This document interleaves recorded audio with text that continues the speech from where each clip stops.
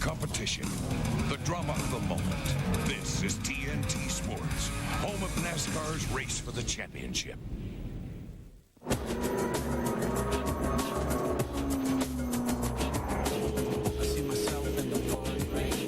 It's a big victory for Sterling Martin.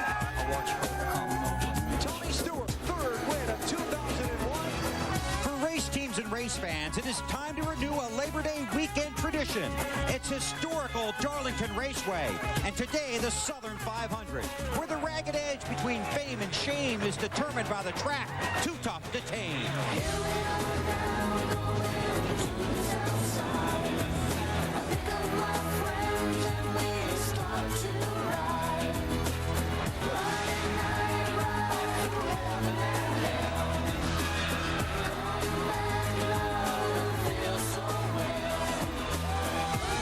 Every team wants the trophy, but every driver knows the track. Today, these men face the Lady in Black. Today from Darlington Raceway in South Carolina, it's the Mountain Dew Southern 500. There is no track that blends the history and mystery of racing more than Darlington. The history begins with the odd egg-shaped design. The mystery is woven into its gritty gray racing surface that devours tires. But it's her wall that haunts even the most daring driver. At any moment, her ghostly grasp will pull even the swift and the strong into her concrete claws. The first rule of racing at Darlington, never turn your back on the Lady in Black. Hi, everybody. Bill Weber on the TNT War Wagon right alongside Pit Road here at Darlington. My partner, Benny Parsons, well, the sun is shining, but rain is a possibility later this afternoon, so Benny's already made his way to the broadcast booth. The green flag has been pushed up to 1:01 Eastern Time. That is less than 30 minutes from right now. But before we focus on today's race, let's flash back to Saturday and the Busch Series South Carolina 200 here at Darlington. On lap 20, as the field was lining up for a restart, the car driven by Steve Park made a sudden sharp left-hand turn and was struck by the car of Larry Foyt that was repositioning for the green flag. Park had to be cut from the car and was airlifted to the hospital. Remarkably, Steve was not critically injured. Matt Yoakum is standing by with an update. Matt. Bill, one interested viewer today will be Steve Park. I spoke with Steve last night at the Carolinas Medical Center in Florence, South Carolina. Yes, he does have a moderate concussion. Yes, he is sore over his entire body. And yes, he does have slightly blurred vision. But 2 CAT scans, one last night and one very early this morning, came back negative. So no broken bones. So that's the good news. Park is expected to be released later this afternoon, hopefully by 3 p.m. And he told me he does expect to race next Saturday night in Richmond. While Park is out, Kenny Wallace will fill in the #1 Pennzoil Chevy. He did practice the car in the final practice session, happy hour, and he is very confident about today. A very fast race car. This is the same car that Park finished second with back in the spring. But Kenny will have to start 43rd since Steve qualified this race car.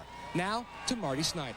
Well, Matt, riding in a truck with Tony Stewart as he talks to the race fans. And everybody talks about this place being tough, but never been too difficult for you. Your worst finish here is 16th. You beat up Bristol last week. Can you tame the old lady today for 2 wins in a row? I don't know. I might be tamed down for a couple of weeks after last week, but I don't know. I mean, we always come here, and it was like my crew chief, Greg Zippadelli, said yesterday at the end of happy hour. We always run the morning practice and have a pretty decent car, and then in happy hour, I feel like I got the worst race car I've ever had here. So yesterday was no different. So it's just a matter of keeping the tires on the car all day and just racing the racetrack. That's the big thing. And even though there's 42 other guys out here, you can get yourself behind by racing those other 42 cars. If you just race the racetrack and try to keep up with the way the track's changing, that's the biggest key to today. Well, Tony starts 33rd, but you can win from back there. His teammate Bobby Labonte did it last year. He won the race after starting 37th. Now, I believe Dave Burns has found a new profession. All I know doesn't have anything to do with bowling balls. And Dave,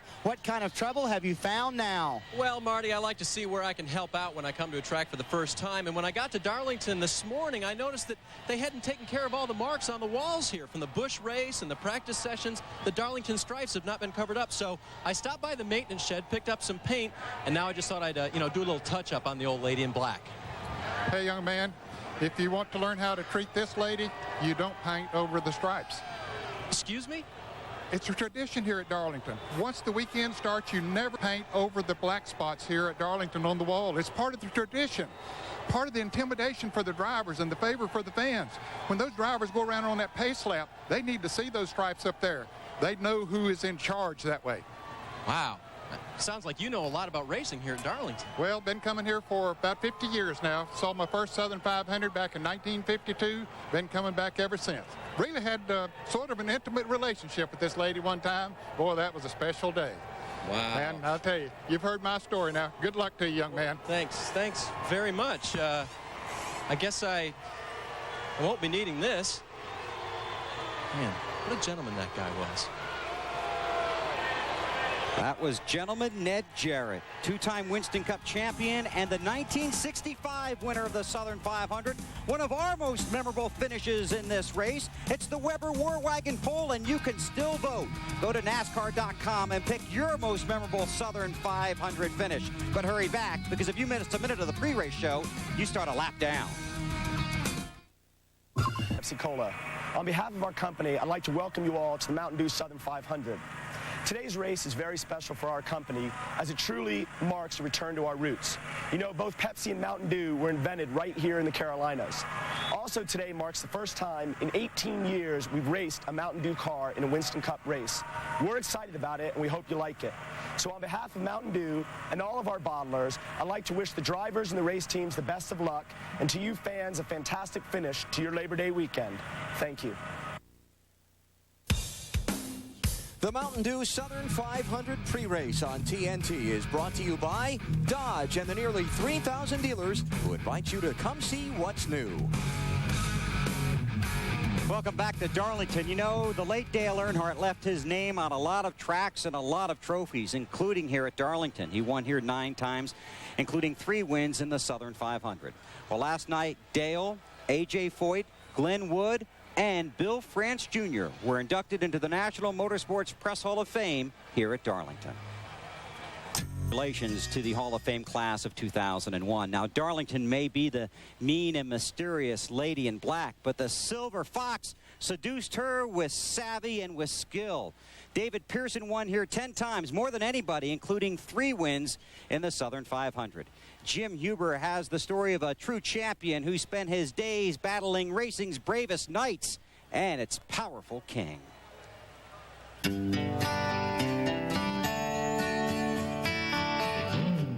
There's a kind of swagger to David Pearson even today. A walk that says, I don't care who you still call the king. I know what I could do with a race car. And he walked that walk from the very beginning. When I first started running with Fireball and Weather and all them guys, I said, this car don't know who's driving it. If they can do it, I can do it. And he did. If you look at his record from those days in 1960 to the end in 1986, there are arguments to be made that he might just have been the best who ever drove. He'll go down in history, of course, alongside Richard Petty, Joe Frazier, and Muhammad Ali. They went door to door well into 3 decades. But Pearson started only half as many Winston Cup races as did Petty, and won 105 races to Petty's legendary 200.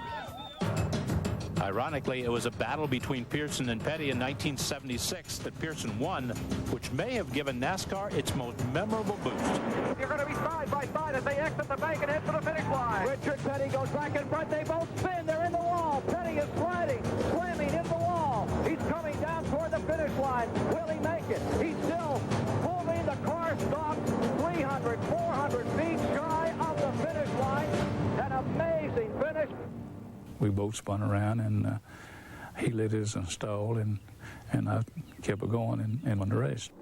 You know, when people talk about the greatest victory, I think of the first that I won, like the World 600, you know, in the Winston Cup. And, you know, little old Mill village boy like me, and just never did have nothing. But if you were just innocently driving down this side road in Spartanburg, South Carolina, and didn't know, you would never, ever guess that one of the greatest stock car drivers in history lived here. No museum, no 21 carved in the yard, no caricature painted on the wall. And that's exactly how the man known as the Silver Fox wants it. Well, that's not altogether true. There is a museum of sorts across this narrow country road from Pearson's home, a musty, peeling old room with trophies from ceiling to floor. There's a whole pile of them back over yonder in the corner. Is the World 600 trophy in here? Yeah, I think. The first one? That's it. No, it's 74. I got, this here somewhere, I don't know, or 61, 600. In 1986, with 3 Winston Cup championships and 49 super speedway victories, David Pearson retired because of a bad back. It is tough to talk about even 15 years later. That's the hardest thing in the world. I didn't ever want to tell nobody that I was going to retire, but it was. That was the hardest thing in the world to say, that I was through. You just wanted to leave and not let anybody know? That's what I was going to do. But it is rough. I'm with Richard Petty, who raced many years with David Pearson. Richard, what was it like to race with the Silver Fox week in and week out? Well, it was pretty tough. I'll tell you, of all the people I've ever run with, David was probably the hardest one to beat day in and day out, running short tracks or dirt tracks or super speedways or road courses. He was just the one to beat when we got there. What was it like for you to race at Darlington? Well, I had to follow David all the time down here. This was one of his favorite places, one of the best places. Just so happened it just met his driving deal altogether. It didn't really meet mine. Even though we run good here, we just never won a lot of races. We always took second banana behind David. And that's the word from the king himself, Richard Petty. Bill? Thanks, Liz. In 1967, David Pearson finished second in the Southern 500. He was 5 laps behind on that day. The race winner captured his only victory in the Southern 500 that afternoon. The man was Richard Petty.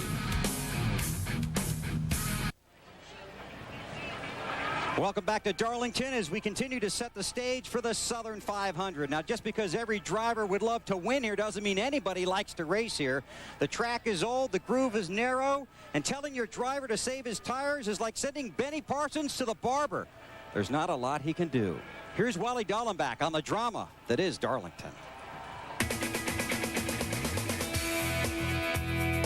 In Winston Cup racing, it's pretty simple. You race your competitor, except for this place, Darlington. You'll hear the drivers referring to, you must race the racetrack. Why? This is one reason right here. This old gritty racetrack will tear your tires up. Secondly, turn 1. You can't run side by side in turn 1. If you happen to be on the outside going into turn 1 and you've got a car underneath you, what happens is you become a sandwich. He'll bounce off of you, then you'll bounce off the wall. You'll see all day long guys running side by side going into turn 1 and into turn 3. And normally the guy on the outside is going to have to lift because he doesn't want to become part of that sandwich. But getting off the corners is just as important. Turn 2 is probably one of the trickiest corners that we run on the Winston Cup circuit. As you exit turn 2, the track narrows. The wall actually looks like it comes back into the racetrack. And you'll see guys bouncing off the wall coming off of turn 2 all day long. It's really, really important to have a good handling car here at Darlington, especially so you can get through turn 2 without bouncing off that wall. The first Winston Cup race at Darlington was 51 years ago this Tuesday, the Southern 500. It's not just a part of NASCAR, it's the heart of NASCAR. The Mountain Dew Southern 500 pre-race on TNT is brought to you by Wendy's. Race through Wendy's late night pickup window where you can eat great even late. Jeff Gordon has 5 Darlington trophies on the mantle, 4 from this race. His lead in the championship standings, 308, the biggest it's been all season. But as a championship leader, this place is terrifying. In the spring here, he finished 40th because of a blown engine. Jeff Gordon knows better than anybody the sweet rewards and the potential danger that lurks at Darlington. Today, Burns. Marty, in 1997, Dale Jarrett won his first Winston Cup race here, and he did it in the spring. He's done it 2 more times in that early race, but never here in this fall Southern 500. If he could win here today, it would be big. It would be like climbing a mountain. Yes, it would do. Matt? Racing on this rustic old raceway is a lot like trying to pace yourself in recess, knowing the old school bully is right around the corner, but the big question, just knowing how bad he's going to beat you up. That's a lot like Darlington, and Kurt Busch surprised everyone by winning the pole. Now this 22-year-old will try to rewrite history, becoming only the second driver in the modern era to win his first pole and a race in the same weekend. Can Kurt's youthful experience give him an advantage at a track that doesn't give any favors to build? Thanks, guys. Pearson, Earnhardt, Yarborough, Adelson, Waltrip, Elliott, Gordon. Only great drivers win at this track, because if you win here, you're a great driver. The granddaddy of super speedways. None more satisfying in victory. None more ready to cast its shadow of doom.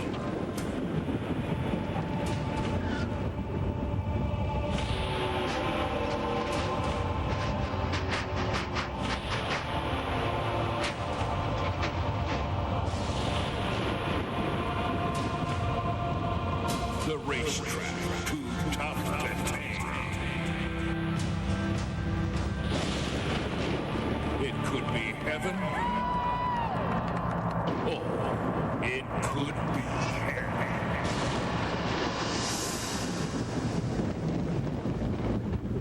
Give it fuel, give it fire, give it love, TNT Sports presents the Mountain Dew Southern 500 for the NASCAR Winston Cup Series. Darlington, home of NASCAR Racing's Wall of Fame and the famous Darlington Stripe. The next chapter of NASCAR Winston Cup history is about to be written in the Mountain Dew Southern 500. And now, ladies and gentlemen, for the most exciting words in the world of motorsports, our Grand Marshal, Junior Johnson. Gentlemen, start your engines.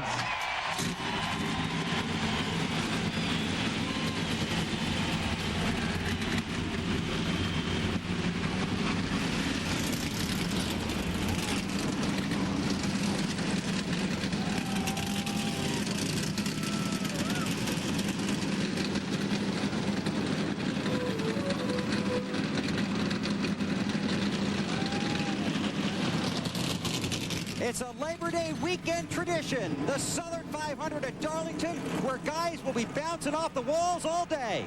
And here are three of them: Alan Bestwick, Benny Parsons, and Wally Dallenbach. All right.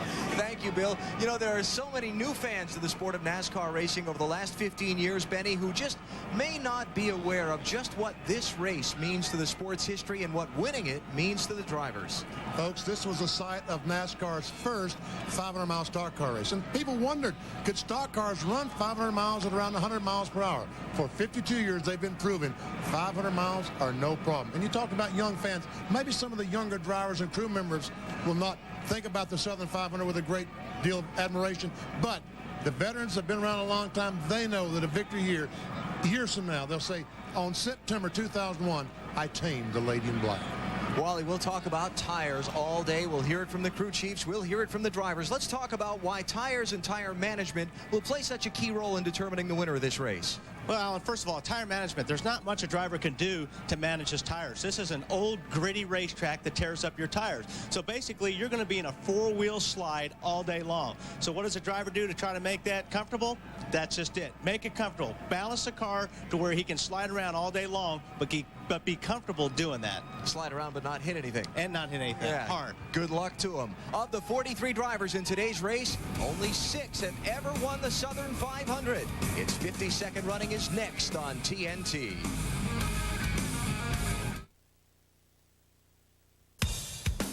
The Mountain Dew Southern 500 from Darlington Raceway in Darlington, South Carolina is brought to you by Casey Atwood and the Dew Crew, fueled by Mountain Dew, by Applebee's Neighborhood Grill and Bar, eating good in the neighborhood, Applebee's, by Budweiser, with the crisp, clean, refreshing taste you'll find in no other beer.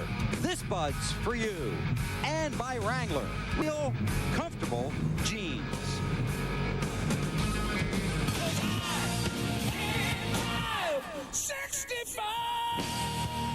Budweiser, the official beer of NASCAR, is the proud sponsor of the Bud Pole Award given to the fastest qualifier at each NASCAR Winston Cup race. Rookie Kurt Busch became the 15th different Bud Pole Award winner in qualifying Friday, edging Jeff Gordon for the top spot since 1979.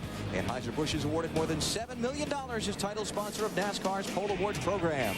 And now, the Walmart starting grid for the Mountain Dew Southern 500. Busch and Gordon on the front row. Gordon trying to win the Southern 500 for a 5th time. Jeremy Mayfield and Rusty Wallace share row 2. Rusty has never won at Darlington in 35 tries. Kevin Harvick and John Andretti in row 3. Harvick, the rookie, can he do it again? Ricky Craven and Ken Schrader in row 4. Craven's best at Darlington, a 3rd back in 96. The defending race champion Bobby Labonte goes from row 5. He started 37th in winning last year. Nadeau and Marlin, row 6. Mark Martin and Dave Blaney will be in row 7. Dave Blaney extremely quick in happy hour. We'll see if he can get his first win in the Southern 500. Wouldn't that be big? Spencer and Presley, row number 8. Robert, 15th place finish in the spring. That was his best ever here at Darlington. We see on the outside of the 9th row is Dale Earnhardt Jr. Let's try to talk to him. Dale Earnhardt Jr., Benny Parsons, got me? Yes, sir. All right, Junior, back in 18th spot. Can you win it? I reckon we had a pretty good car in practice, so we just have to stay out of trouble, stay out of the wall, and see what the boys can do on pit road. Well, you know those boys on pit road are going to do their job, right? Yeah, they usually do, so we should be in good shape if we keep this thing at one piece. How important would winning the Southern 500 be to you, Junior? It's probably one of the toughest races to win on the circuit, so it'd be pretty exciting. I'm sure there'd be a good party back in Mooresville tonight. And I'm invited, right? I guess not. I guess not. That told me about it. I'm not invited. Dale Earnhardt Jr. set to go in the Southern 500 from the 9th row. You saw Kenny Wallace. We talked earlier. He's in Steve Park's car. He'll drop to the end of the field because Park qualified that machine. The drivers now that got in on provisional starting spots. Mike Wallace, Ron Hornaday, Buckshot Jones also qualified, as did Kyle Petty and Rick Mast. 2 drivers attempting to make the field who were unable to qualify. Andy Houston and Dave Marcus will watch and not participate in the Mountain Dew Southern 500. Our storylines that we'll follow through today's race, kind of like the old Eagles song. Who's going to make it in the long run? Tires, we're talking. And it's very, very difficult. Some cars will be fast for 30 laps, the first 30 laps of a run. Other cars will be faster on the second 30 laps of a run. I guess the guy that can be the most consistent for the entire 60 will be the winner. Got 2 rookies qualified in the top 10. Can Harvick or Kurt Busch tame the lady in black? This old girl does not like inexperienced race car drivers. They don't do well at this racetrack. Jeff Gordon suffered his worst finish of the season here at Darlington in March when the engine in his car overheated and failed late in the race. That's what Jarrett Rudd are hoping for, that Gordon stumbles on the track too tough to tame, and maybe they can pick up some points in that race for the title. Tell you what, Jeffrey is very good on this racetrack. He's very, very tough. So if they don't have any mechanical problems, I see Jeff going to be running the top 3 all day long. 367 laps around the 1 1/3 Darlington Raceway. Glad you're with us for the Mountain Dew Southern 500.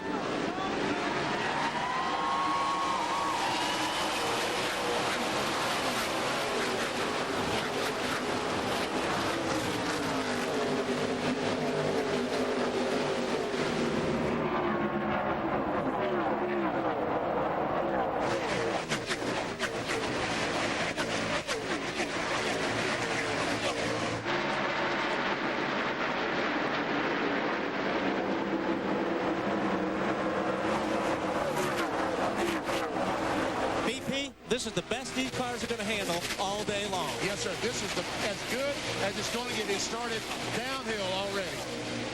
Kurt Busch leads, Jeff Gordon second, Rusty Wallace third, Jeremy Mayfield fourth. Then you've got Kevin Harvick, who's jumped up into fifth, and Andretti, Craven, Schrader, Marlin, and Elliott round out the top 10. Nadeau and Martin racing back there for 15th spot as the leaders come off of turn number 4 and begin lap number 3.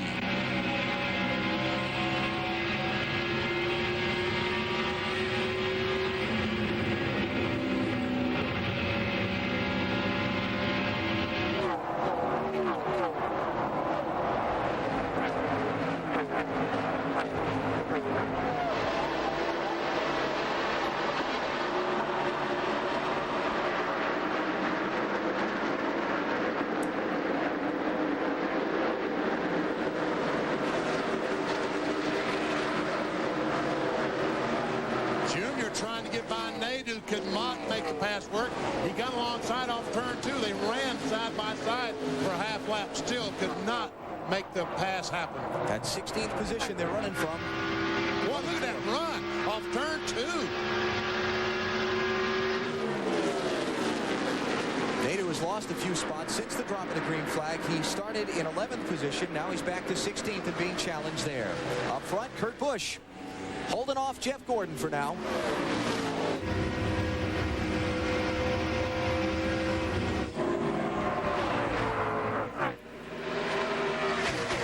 And this is the part of the race where, with a young driver like Kurt Busch, only running at Darlington for the second time ever, his crew chief Ben Leslie is on the radio preaching patience. Don't be in a... I heard James Ince tell Johnny Benson this morning. I was up in the truck talking to him. James said, hey, Johnny, don't be in a hurry.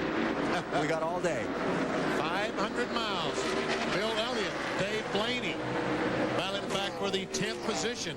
And as you talked about, Blaney in happy hour, the 93 car, very, very fast. I think when you'll start seeing who's really, really good is after about 20 laps. That's when I saw a lot of cars like the 99 car of Jeff Burton and Dave Blaney, and a lot of these guys were running really, really fast, or actually consistent on old tires. That's where you're going to see the big gap. Right now, everybody's pretty even. When you talk to the people in the garage, you're in the Mobile 1 car, the 12, Jeremy Mayfield, that's the one that they say is going to be awfully hard to beat. He gets around this racetrack so well. And one reason they credit, he drove for Cale Yarborough.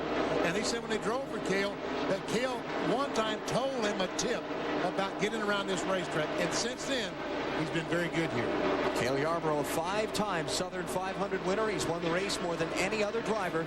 And now Mayfield moving up to 3rd as you look down on Darlington for our U.S. Army Skycam, an Army of 1.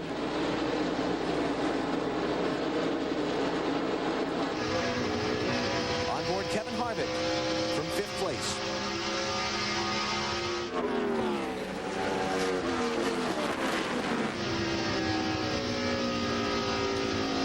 In between 3 and 4 here, the car goes all the way up to the wall. You bring the car back down. You've got to be really, really easy on the throttle. I always think about the throttle as being an egg here. You got to be very slow and gentle. Down into turn 1, you bring it down low, almost on the apron. He hit the apron there. Back on the gas, crack it a little bit here to get the car to turn. Back on the throttle, shoot down low off the 2, because that wall on the right side would love to bite you when you get off the 2. Let's check the miles per hour down the backstretch as he enters turn 3. Around 173 miles per hour.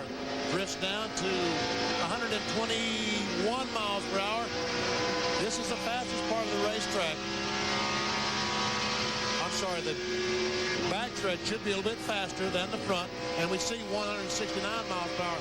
So you get through this corner so much better than you do 3 and 4. That's why it's 4 miles per hour faster down the backstretch.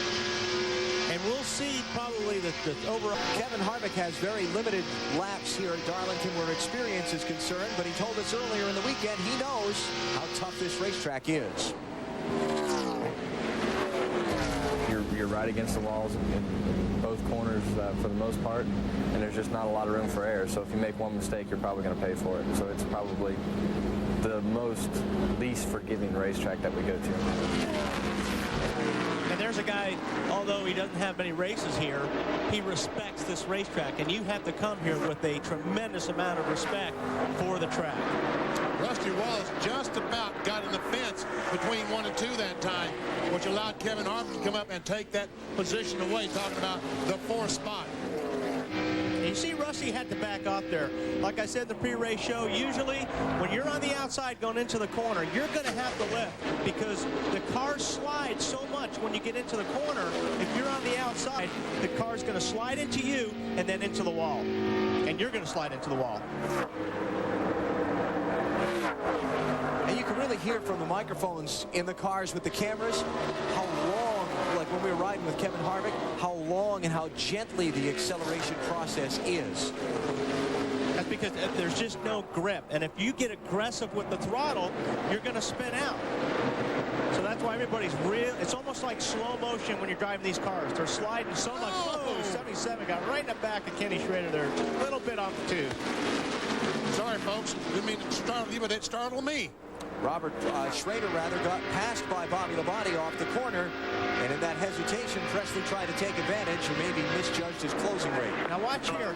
Kenny will probably not race these guys into the corner because it's a bad. See how the 8 cars slid up? Still there. Clear. That's what happens when you go into turn 1. And Mark Martin was able to pass both those cars while they were trying to figure out who's going where, and Martin goes by both of them. So Presley's up to 12th, Martin to 13th, and Earnhardt Jr. 14th. Not for long. Whoa! and see, that's the problem here at Darlington. You'll lose. That hurts your tires when you get these cars out of shape. You look at the 6 car. Mark is so smooth, he will probably have a fast race car in another 15 or 20 laps. If you drive these cars sideways off the corners every lap, you're going to have less rubber than the next guy, and you're going to be slower because of it. Kurt Busch has led every lap so far of the Mountain Dew Southern 500 at Darlington, though still closely pursued by Jeff Gordon. You're watching NASCAR on TNT. I don't know which way to go from here. Take the load, because I know you can take me home.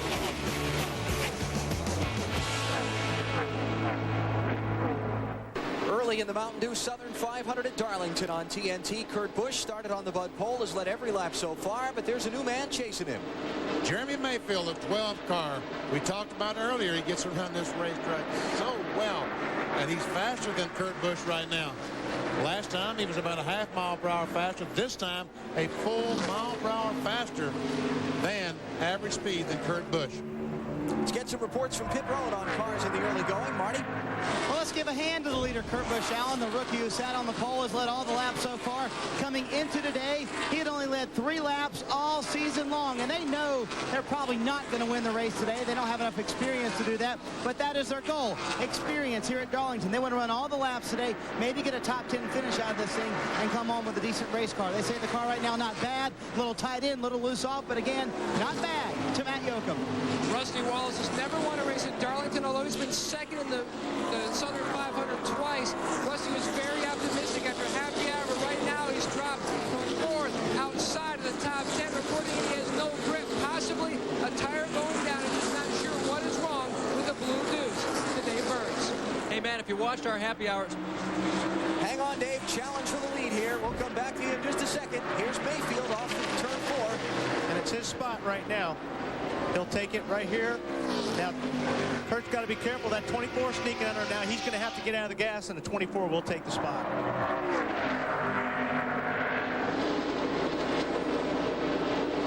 That's another spot up in turn 2. If you're on the outside and you got a car underneath you, you're going to lose. You've got to get out of the throttle to get back in line.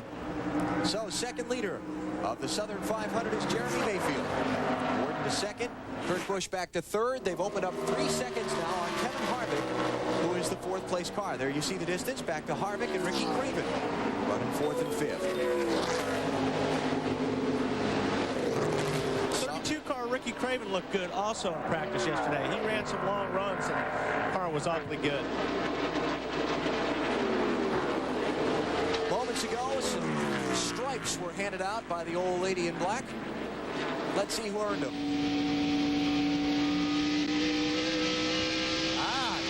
Old turn 2. Elliott Sadler in the Wood Brothers car. Picking up a Darlington stripe.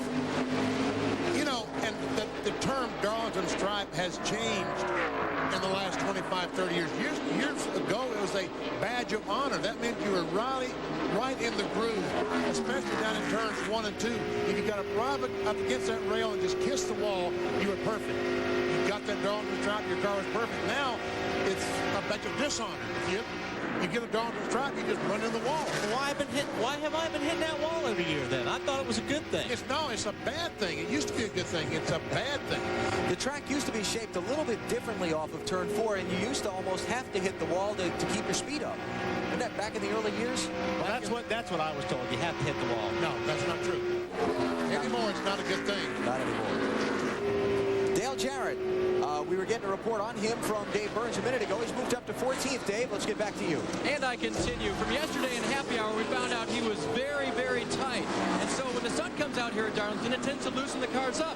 So I asked crew chief Todd Parrott, do you guys need the sun today? And he said, it doesn't matter. He said, we're going to be at the front of this thing when this is over today. We got that confidence thing going on. And that is from a 3-time winner here at this track.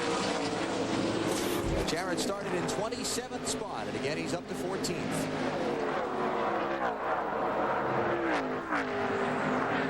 Checking the interval from Jarrett up to leader Jeremy Mayfield. And by the way, this data coming from the onboard telemetry boxes, all the cars are carrying them here at Darlington today again.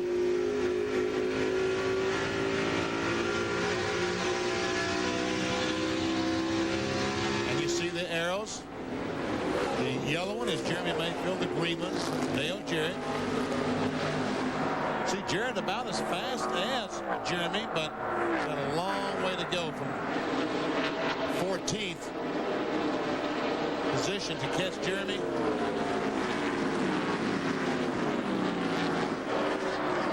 Eighth place, Bill Elliott, Bobby Labonte.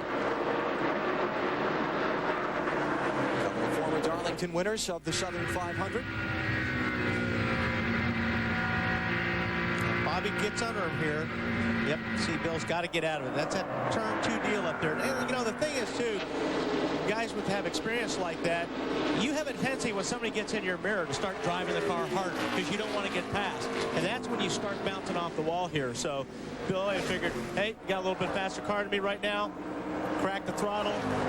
Lose one spot, but you don't lose a lot of time on the racetrack. Elliott, winner of the 1985 Mountain Dew Southern 500. Perhaps one of the most memorable victories in all of NASCAR racing, let alone here at this track. We'll see what you think when we get the results of Weber's War Wagon poll on a little bit later on. Hope you cast your vote at NASCAR.com. I believe that's all being tabulated right now. As we watch this battle between Bobby Labonte and Bill Elliott, Dale Jarrett was able to get by the 43 car of John Andretti. So that puts DJ up to 13th place. Bill Elliott, things have been coming on for him lately. You can see the distance back from Elliott and Labonte up to the top 5. There are 4th and 5th, Harvick and Craven. And you see here in 3 and 4, there's actually 2, sometimes 3 grooves. At least there's 2 grooves in 3 and 4. You either can run right up against the wall or in the middle of the racetrack. In 1 and 2, there's 1 groove. You've got to be up against the wall going through turn 1 and 2.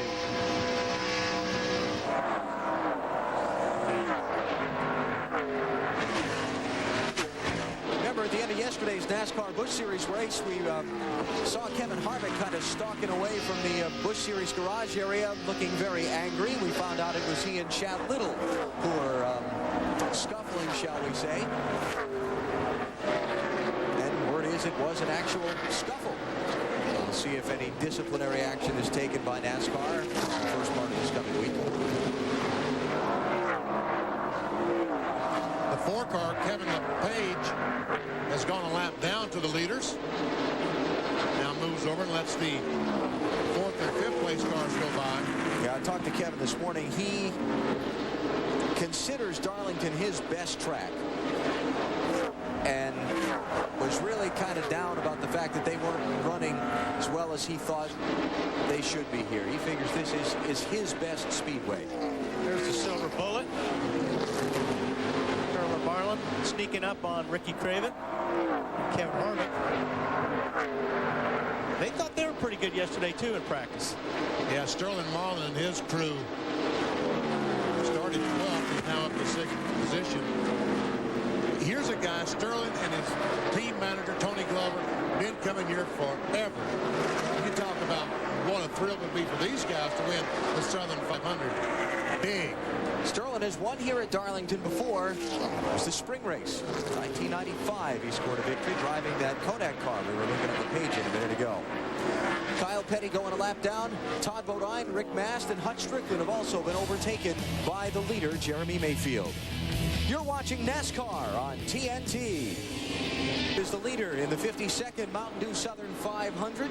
He has been out in front for some 16 laps now after Kurt Busch led the opening 23 circuits of the race. The advantage 1.1 seconds on Jeff Gordon, with Busch, Kevin Harvick, and Ricky Craven still holding down the rest of the top 5 spots. But Jeremy Mayfield has to be very careful. We see lap cars direct in front of him.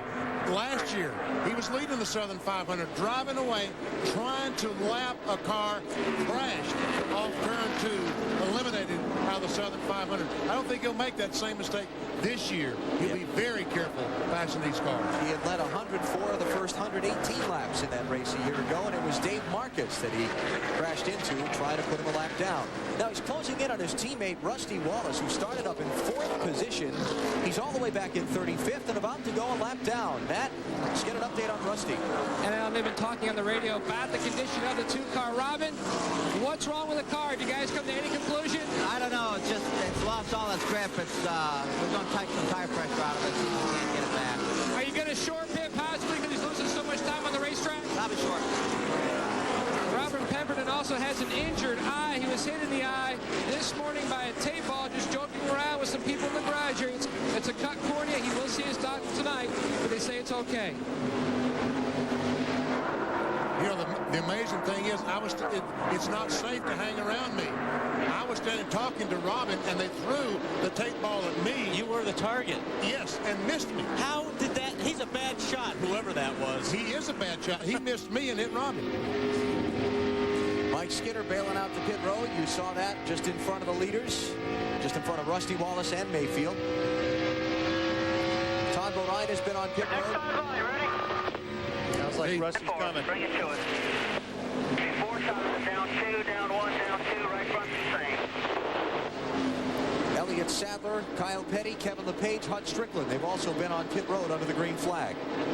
And as soon as Jeremy Mayfield went by Rusty and put him that lap down, there's no point in staying out any longer. Bring it in, and you got to be careful coming into the pit road.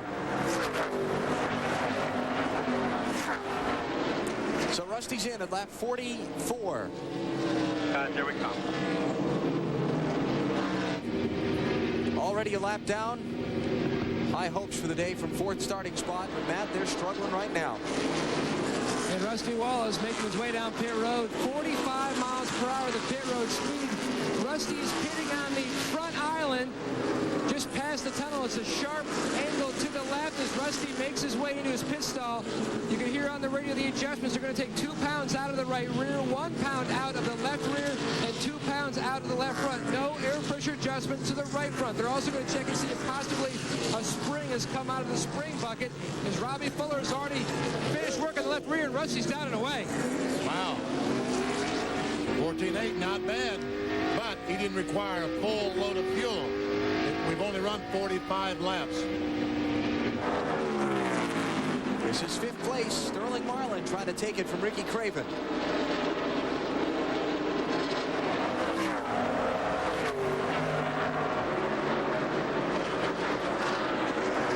Sterling and I were talking this morning in the garage area about how difficult it is to get for him to get off turn 2. This is going through 1 and 2 right now. And watch this 21 car. Elliott Sadler, he's been in, he has fresh tires. And watch it as he just blows by. Looking inside, not there yet. You can see Sterling. Inside, clear behind him. Sterling pointed out the window to Elliott. Go ahead. I see you. Take the spot. Brett Bodine has gotten on pit road for a green flag stop after he was just overtaken by the leader Jeremy Mayfield. We talked about the tires going away and the consistency and what have you as the 32 goes under the 44 of Buckshot Jones. These cars qualified 169 miles per hour. Well, they lose about 6 or 7 miles per hour when they go to their racing setup. Top speed on fresh tires around at 162. Right now, they're running 150 mile per hour average. They've lost 12 miles per hour in just 50 laps. And you saw the difference in speed from Elliott Sadler, who wasn't one of the lead cars before he put fresh tires on, to what the leader Mayfield is running now. 5 miles an hour. And that's after Sadler's been out a few laps on these tires and knocked some of the speed off them. Yeah, tires make such a tremendous difference here on your lap time. So be some different strategies. I mean, some guys will just keep it coming in and putting tires on the car. But the problem with that is the longer Jeremy stays out, if there's a yellow now, all these guys that came in early are going to be a lap down or more. Actually, probably 2 laps down. Rick Mast in the 27 has just come off pit road from a stop for tires under the green. 50 laps into the Mountain Dew Southern 500. Log on now to NASCAR.com and check out the Conseco NASCAR Fantasy Challenge. Pick your own team of drivers and see how you match up against other fantasy teams. Log on today, and you might just win a replica of the number 14 Conseco Winston Cup Pontiac. And look at Elliott Sadler and Rick Mast blow by the second place car of Jeff Gordon with those fresher tires.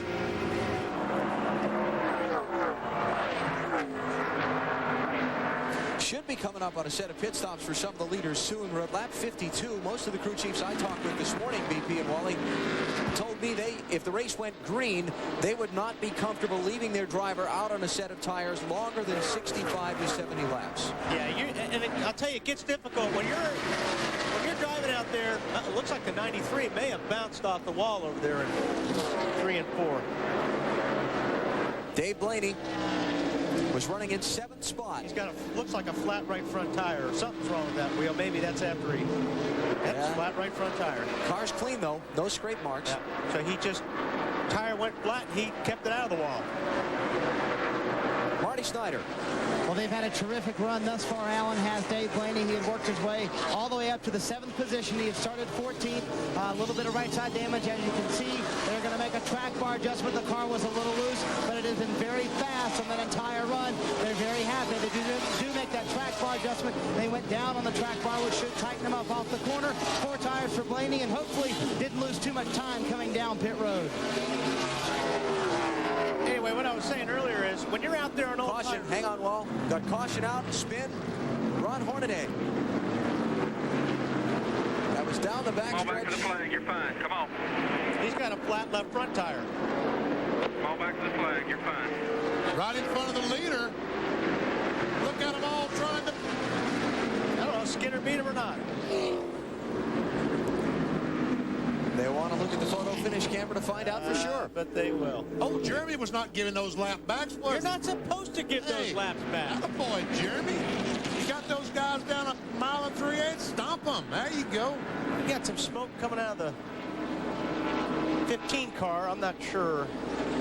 Was he shedding bits of tire and fender and all the rest? That's when you do the real damage, when that tire starts coming apart. The worst part about it, he's going too fast because the left rear. The left rear's flat. Here's what happened. He's trying to avoid a crash. Yeah, but I think he's got the tire going down right here. Something happened in front of him. I'm not sure it wasn't the 15 car. Good catch. Yeah, it was really That was Michael. I saw smoke coming out the 15 car, so I figured he was. It was Michael Waltrip in the 15. So we'll follow up on what's wrong with Mikey in a moment. First, here come the leaders. On to pit road. Lap 56. The stops come on, and we go to Dave Burns. A little loose off the corner for Dale Jarrett. They decided over the radio, they were discussing whether to make a track bar or an air pressure adjustment. They're just going to make a little air pressure adjustment in that right rear tire and send it back out of here with 4 fresh skins on the number 88 car. Let's go to Marty. Kurt Busch is in, a little tight end, a little loose off the corner. They're going to take half a pound out of both rear tires. That should give him more forward bite off of the corner. It will be 4 tires for Kurt Busch. Oh, they're going to have a little trouble here because they got time to come to the left side. To Matt Yoakum. No chassis adjustments for Jeremy Maple, although he was very loose in and loose off. A slight air pressure adjustment on the left side is Jeff Gordon, who also made an air pressure adjustment and chassis adjustment, beats everybody off to Bill. Bobby Labonte already on and off of pit road. His car was tight in and needed forward bite off. They made air pressure adjustments in both left side tires and the right rear to try and improve the way it's handling.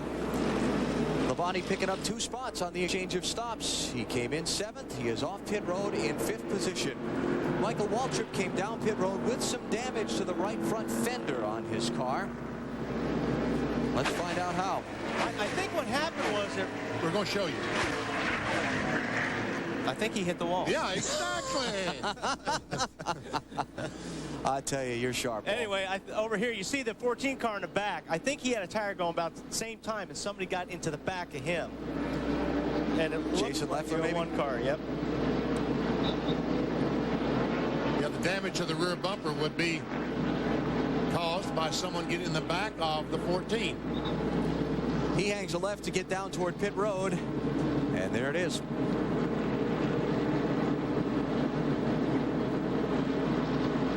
That's how I would have done it. Do a 360, put it in gear, gas it, and go. I did that once. Did you? Atlanta, remember? Problem for Ron Hornaday. He didn't beat Jeremy Mayfield back to the line. Then he passed the pace car. That's going to cost him a lap on pit road, at least one.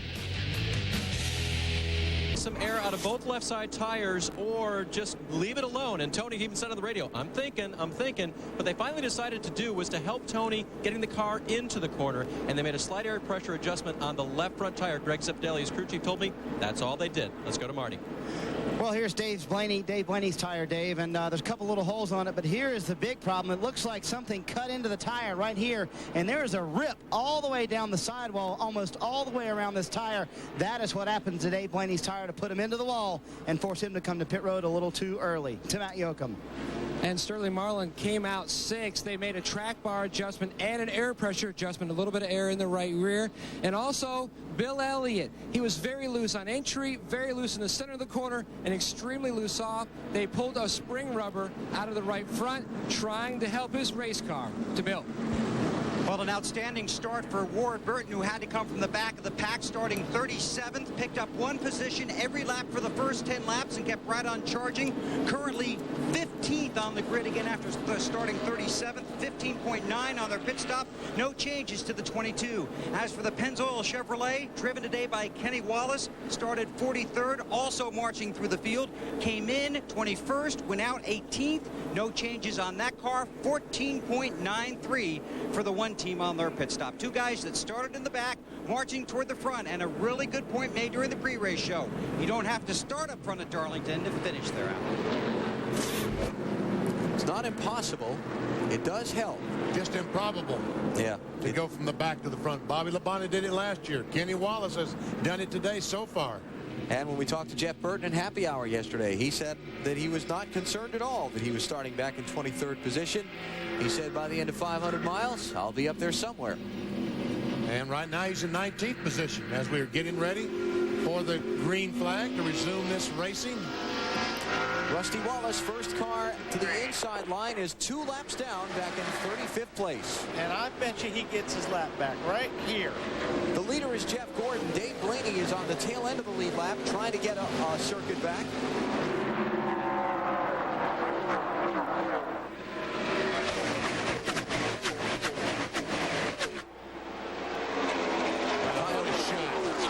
Kyle's heading the other car down, is also 2 laps back in 36th position. So he's hoping for a quick caution to stay in front of Gordon and get one of those back.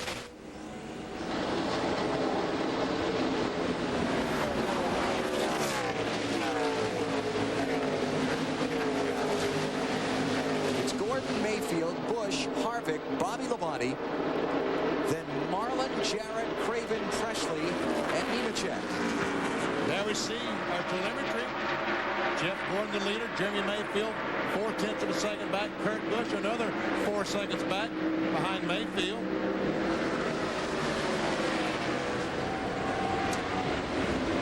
And see, both those cars are losing ground to the leader, Jeff Gordon. Give you an idea where the top 3 stand in relation to the lap down cars in running order on the track.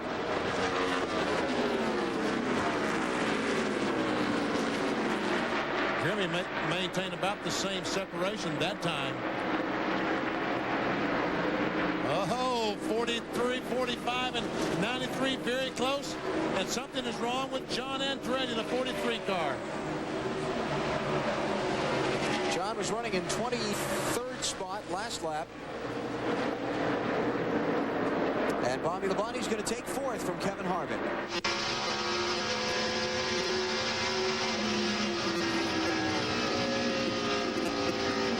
Marty? Well, guys, just just before that last caution, Kevin Harvick did something a little interesting. He was loose into the corner, and I'm sure Wally and Benny can talk about this. So what he did was he adjusted the car from the inside. He turned the brake bias to the left, which is a little knob the driver can reach. He turned it to the left. That puts more front brake in, and that will make him tighter when he touches those brakes and goes into the corner. That's exactly right. That's about the... Whoa! And Kurt Busch. Yep. The 12 car, Jeremy Mayfield, was held up a little bit by the 11, had to kind of back off the throttle and ease off turn 2. When he did that, and see Dale Jarrett trying to get on the inside of the 29 car. When Jeremy backed off just a little bit, Kurt Busch jumped at that chance that took over second spot. Busch to second, Mayfield to third. Bobby Labonte's now fourth. Now, John Andretti, we said he was off the pace a second ago. He's back up to speed, but let's show you what caused him to be out of the gas. A little tap from the back. Johnny Benson got into the back of him just a little bit. Guys checked up in front of him, and John checked up. Johnny didn't check up quick enough. I saw some damage to the right front fender on John's car and assumed that he must have had a little bit of contact with someone. There you see it right behind the headlight door. Andretti back to 29th spot, but a nice save there to keep it out of the inside wall. Very nice.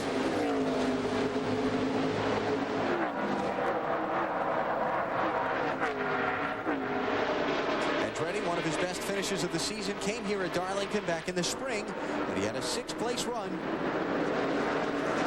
One of only 2 top 10 finishes he's had all season long. Ouch. This is Dale Jarrett, 6th place. Doing good, man.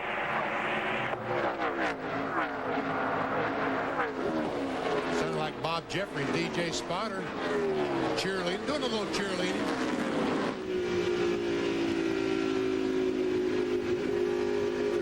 Looking for Ricky Rudd to be brought onto pit road.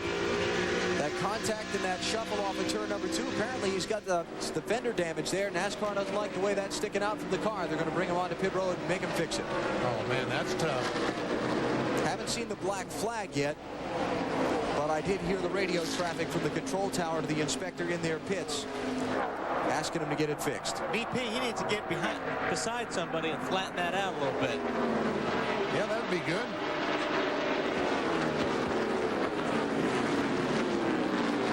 And now the word going out to the Rudd pits that NASCAR will keep an eye on it, but if it gets any worse, they're going to make him come in and fix it. Apparently, Ricky is running in 23rd position. Dave? Well, Benny, remember last week at Bristol, the same thing happened in the opposite way to Ricky Rudd. It was Todd Bodine's fender that was kicked out. Rudd cautiously passed him on the opposite side, and then Bodine fixed the problem by rubbing up against Rick Mast, and NASCAR never brought him in. I'd be looking for a buddy right now. I could lean on a little. If they were on the outside, you just go get you one of those gentle Darlington stripes, and a piece of metal be gone. Yeah, outside would have been, it already been flattened out by now if it was on the outside. Yeah. Whoa, look out. Mike Wallace. Glove save and a beauty. Look at those black marks. Look at that where he came off the corner.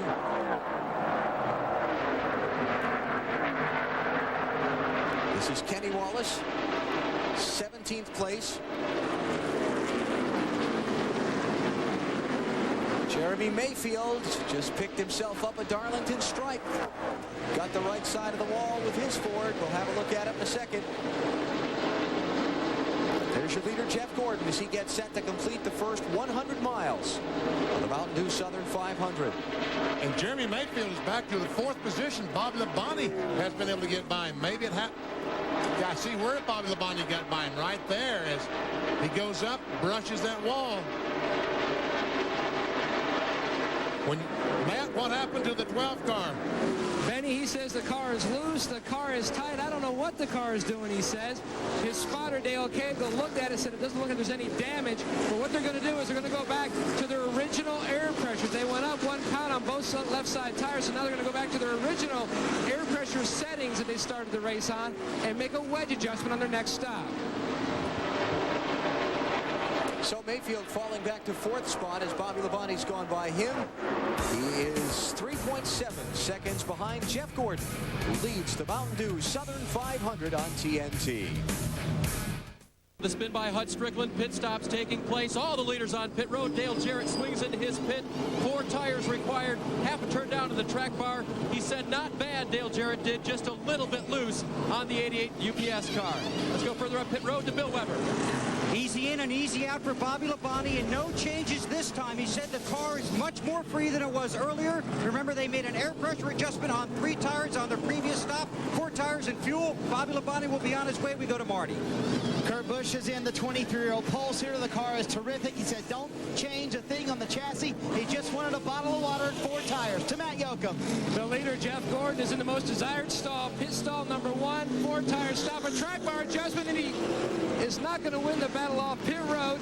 They made a track bar adjustment. He just could not get his car tight. It's been loose all day.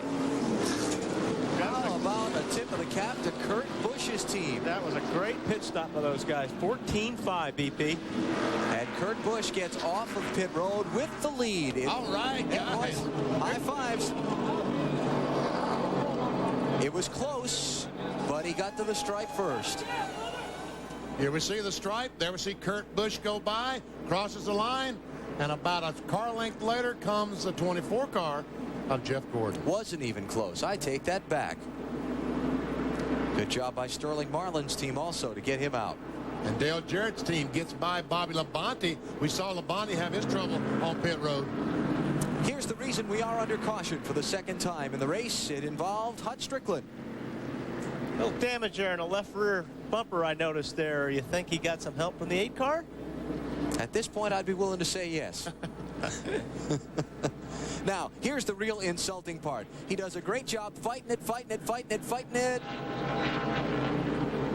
Just touched it. Just kissed the wall with the left front. Just couldn't get it stopped.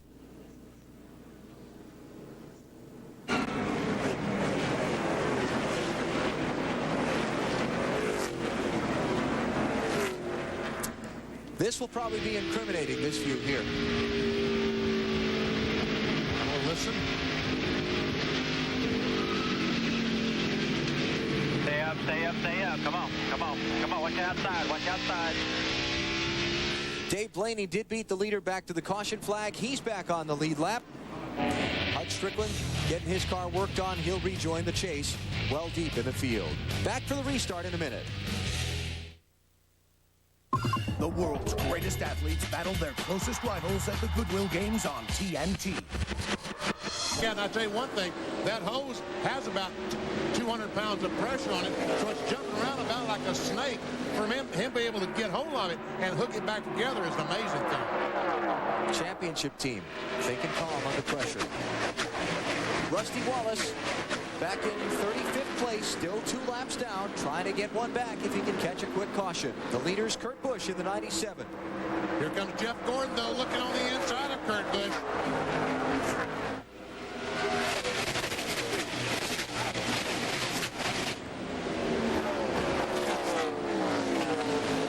Dale Jarrett trying to challenge Labonte for 5th spot. Check that. Labonte has just taken a position away from Jarrett. That's 4th place, so Bobby's up to 4th.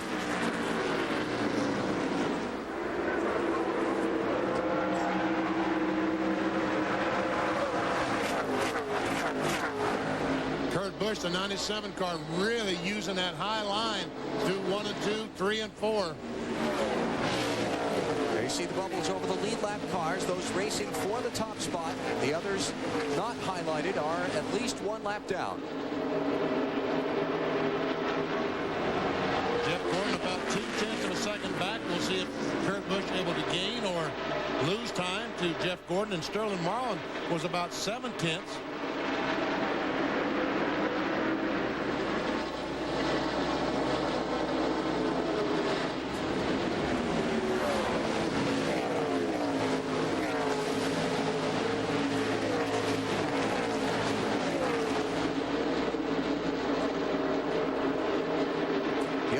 Mixed in there among the leaders is Brett Bodine.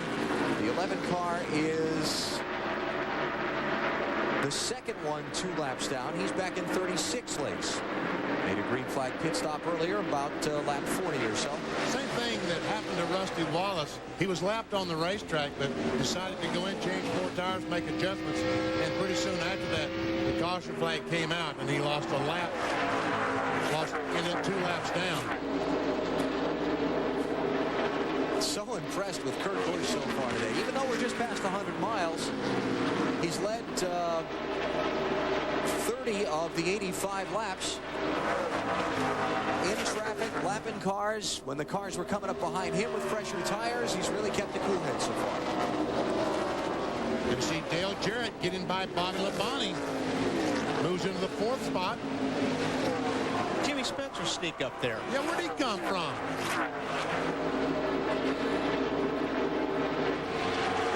Got one coming inside. 24 is inside for quarter.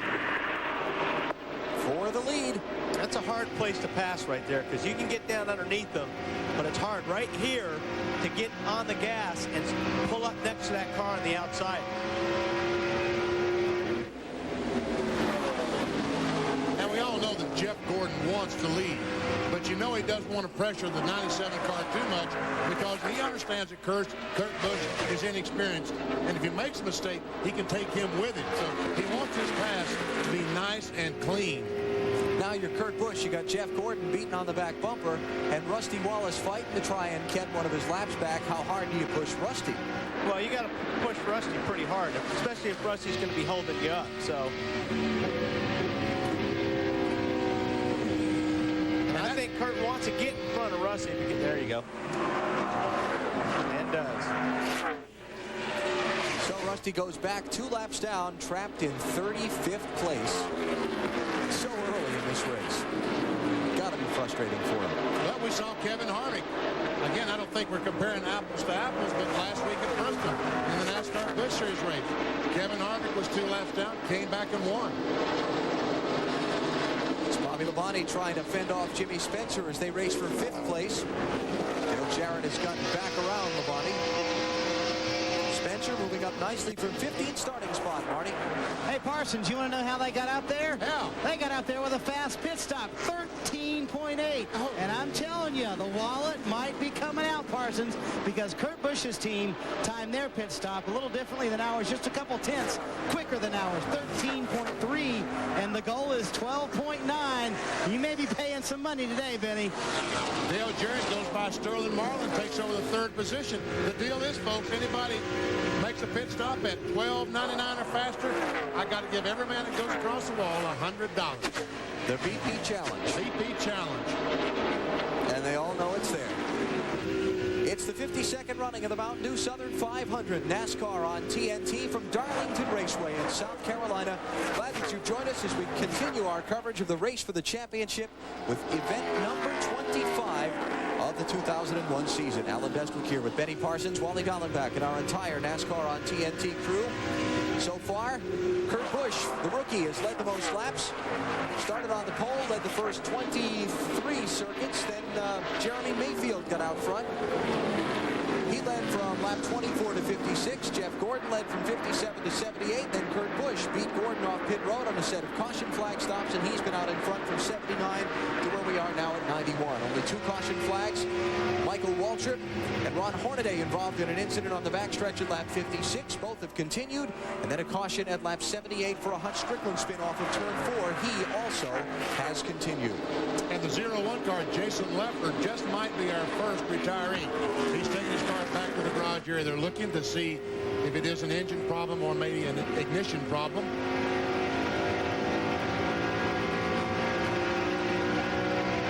Where Jeff Gordon was pressuring Kurt Busch for the lead a little while ago, you see that Kurt has opened a little bit of a gap on him now. Where was it that Kurt ran so well? The Brickyard 400? Yeah.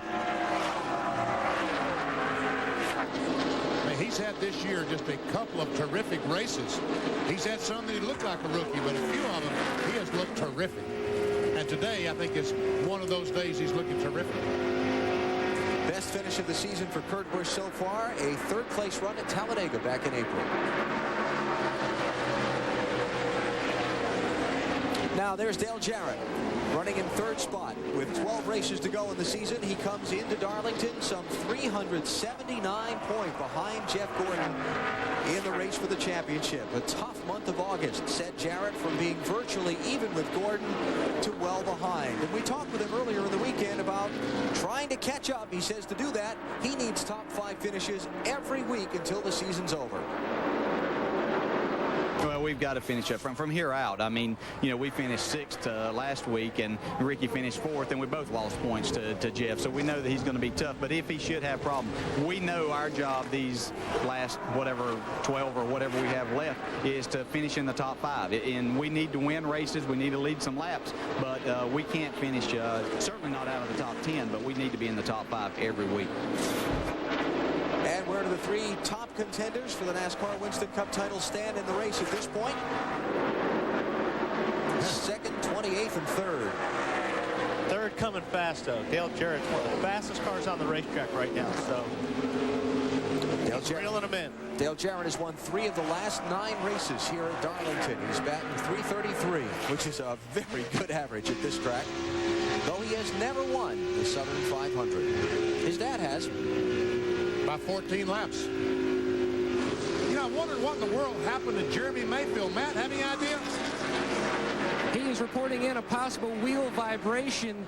They're talking about bringing the 12 car down pit road because they feel like he can't go on much longer. He says the vibration is getting worse.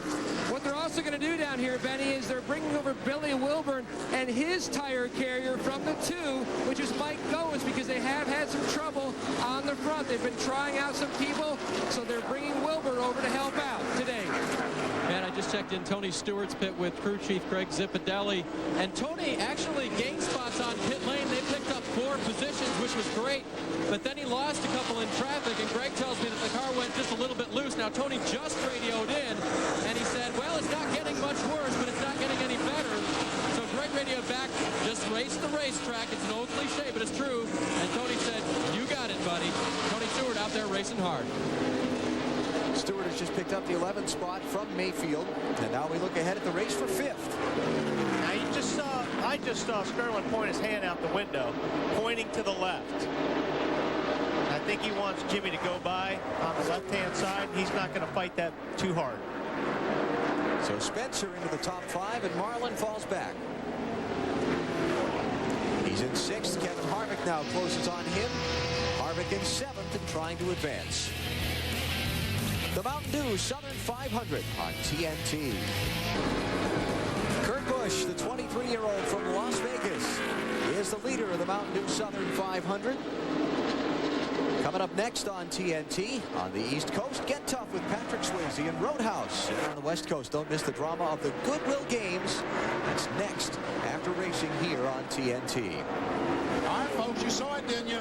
The white car, the UPS car, in 2nd spot. DJ has taken over from Jeff Gordon, driven away and closing in on the leader, Kurt Busch. 105 laps complete, 105. Race this racetrack.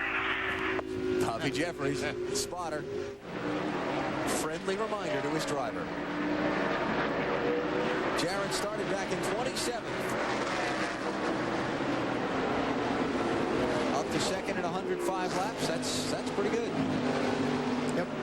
They keep getting reminded. Race the racetrack. Because as soon as you start getting a little bit racy here, that's when you start making mistakes, or you try a little bit harder getting in that corner and bounce off the wall. Did that annoy you, though, as a driver, to have somebody come over the radio and just keep saying things like that to you? No, they should have told me on the first lap one time. Let's check out the telemetry on Dale Jarrett as he goes down the front stretch. You'll see his top speed is 169 miles per hour. Goes underneath Michael Waltrip. That will hurt his speed down the back stretch a little bit. Should run a 171, 172. He waves to Michael, says thank you very much. 171. Listen to how long he's off that gas. You don't get full throttle until you're way off the corner. Watch that tack up to 80 what? 8,600 RPMs. You see the distance to first place, just 9/10 of a second. That is the leader directly in front of him. We're seeing it off the right side of his windshield. Just after the lead two went by Michael Waltrip, he bailed out for pit road and was speeding when he came in. 15-second penalty for Mikey after his pit stop. Well, check the miles per hour, and you see that Dale Jarrett is almost 1 mile per hour faster than Kurt Busch. And look at this, he's faster than anyone else by far in the top 10. Junior, Dale Earnhardt Jr. back in the 9th position, had the second fastest time that lap.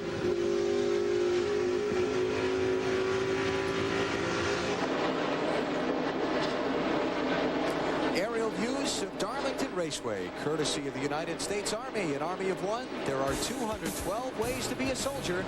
Find out more at GoArmy.com. Kurt Busch and Dale Jarrett, the top two in the Southern 500. It's time to move on. It's time to get going. It's time to move on. It's time to get going. Track in Richmond, Virginia. That's another great racetrack. This stretch of races in the season, I just really love this. And we don't have to worry about these cars going in the corner and giving away. They can run in the corner at Richmond too wide. Then it's on to New Hampshire, Dover, Kansas City. All coming up on NBC and TNT, the race for the championship. Kurt Busch continues to lead. He's 0.6 of a second up on Dale Jarrett. Now, Benny, you mentioned a second ago when I was talking about the spotter and if you got irritated when he said something to you. You said something about, I needed somebody to tell me on lap 1 here one time. Would you care to elaborate? Did I say that out loud? Or you're going to elaborate? I said that out loud. Yes, you did. Come on. 1984, I started the race here in the spring on the pole. Bill Elliott on the outside. They threw the green flag, and Elliott missed a shift, and I had about a 12-car length advantage going down in turn 1. And I got cocky. I said, wow, look at me. I got a 12-car length lead. I'm going to kick their butts today. And I was thinking that through the corner about that time. I said, oops, I was sideways. I lost control in the first corner of the first lap of a 400-mile race. On the pole. Were you mad? Embarrassed. Were you in a hurry to get home that day? Yes. Oh, yeah, I was in a hurry to leave the racetrack that day. Did you get stopped by an officer of the law that day? No, that wasn't that day. It was a different time. You went out on the first lap, though? Oh, yeah. Because coming in this morning, I came in, there was a guard there by the gate. And I walked in the garage area, and he said, hey, ask BP how many tickets he's gotten going home from this racetrack. And I stopped and turned around. I went, well, why don't you tell me a story? And he said, well, I was listening to the race, and BP went out on the first lap. And about half hour later, I stop this guy, and I get his license, and I go back to write him a ticket. I said, this guy's Benny Parsons. He ain't Benny Parsons. He's just out there racing. He can't be here so quick. Went back to the car, and he saw your head, and it was you. Hard to not recognize this head, right, folks? Uh-huh. Really? He said he didn't give you a ticket. Thank you very much. Why? You didn't tell me his name either. Kurt Busch has been the man in this latest stretch of the race. He got the lead on an exchange of caution flag pit stops from Jeff Gordon, and he has not been headed since. And after Dale Jarrett started to track him down, he's kind of stabilized the distance between the two. Hey, what, Kurt's running a good race. He's had clean racetrack, but now this is where it's important. You got to get through traffic. And you know that Dale Jarrett, the 88 car, is very good at getting through traffic. Here comes a 97, and you're hoping you're going to get a little help from these guys when you come up on them. But you know that Kurt Busch is not going to get the help from these guys that a Dale Jarrett would. When they look in the mirror and see the 97 car, they're going to say, well, I'm as fast as he is. I'll just try to stay in front of him. If it was a 24, 88, 28, some of those other cars, they'd move over more readily than they will for Kurt Busch. And that's just because he's trying to gain respect. He's a rookie, and, well, let's be honest, these guys he's coming up passing are mad. Hey, this guy's outrun me. Rookie. A 23-year-old kid from where? Las Vegas, Nevada. Wow. In Darlington, where you're rookies. This racetrack hates rookies. Is it too early to mention that 5 drivers have scored their first ever Winston Cup wins here at Darlington? Really? Now, remember, we're going back to 1950 here. Oh, this that track's doesn't history. count. Now listen to the list here. You'll know most of these guys, BP. Larry Frank, 1962 Southern 500. Johnny Mance, 1950 Southern 500, the first one. Nelson Stacy, 1961 Southern 500. Then Terry Lamonti, 1980 Southern 500. And Lake Speed in the spring race, 1988. Those 5 drivers in the 96 races that have been held here at Darlington are the only ones who have ever scored their first Winston Cup wins here. I was only around for 2 of them. You were here before that. I remember Terry Lamonti's victory in 1980 very, very well. As we ride along with Kevin Harvick, the GM Goodrich car, currently in the 7th position as he tries his best to chase down Sterling Marlin.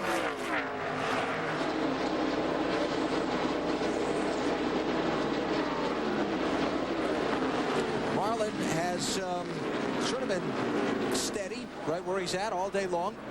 Started in 12th place, moved up into the top 5 just before the last pit stop, and he's just kind of hung there just outside that group. I'll tell you who's having a good race is Robert Presley. I talked to Ryan Pemberton this morning, the crew chief of that car, and they really felt they had a good race car this morning, and that they needed to put together a good run. They've had a lot of good runs this year, but haven't been able to capitalize on it. So he's pretty proud of that race team right now. Marty, how about Robert Presley's day? Oh, what a terrific day these guys are having, and they're actually a little disappointed with being back in 10th place. They were running 7th when they came down pit road last time and had a lug nut fall off. They had to thread it by hand. They still got him back out in 11th, and he's made up 1 spot since then, but just a great run so far for Robert Presley.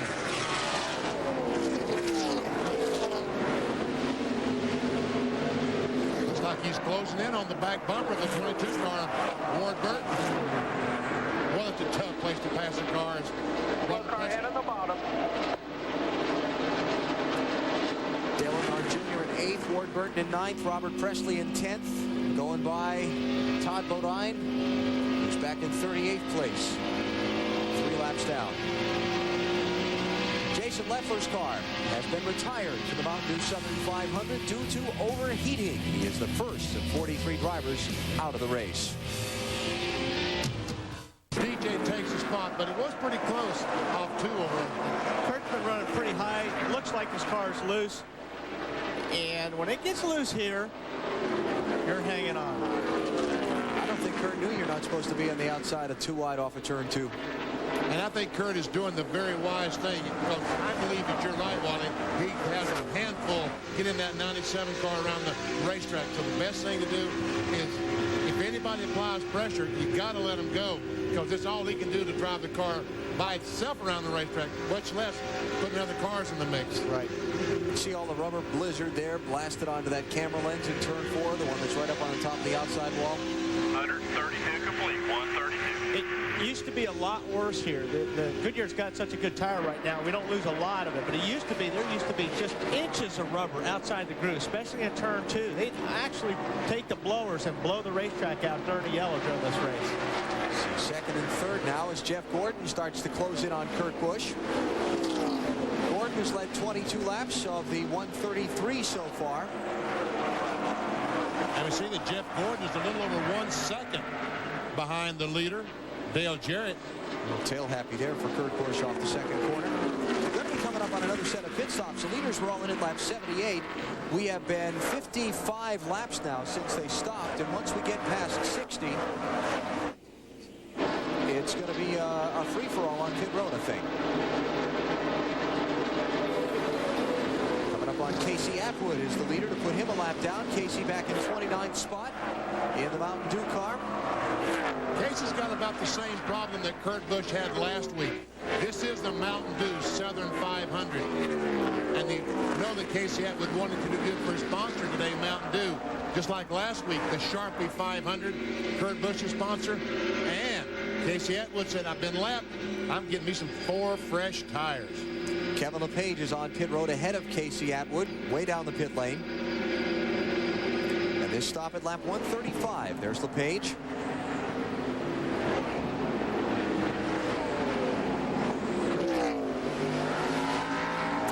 Big Ed Watkins, the jack man and pit crew trainer on that car, leading his troops around.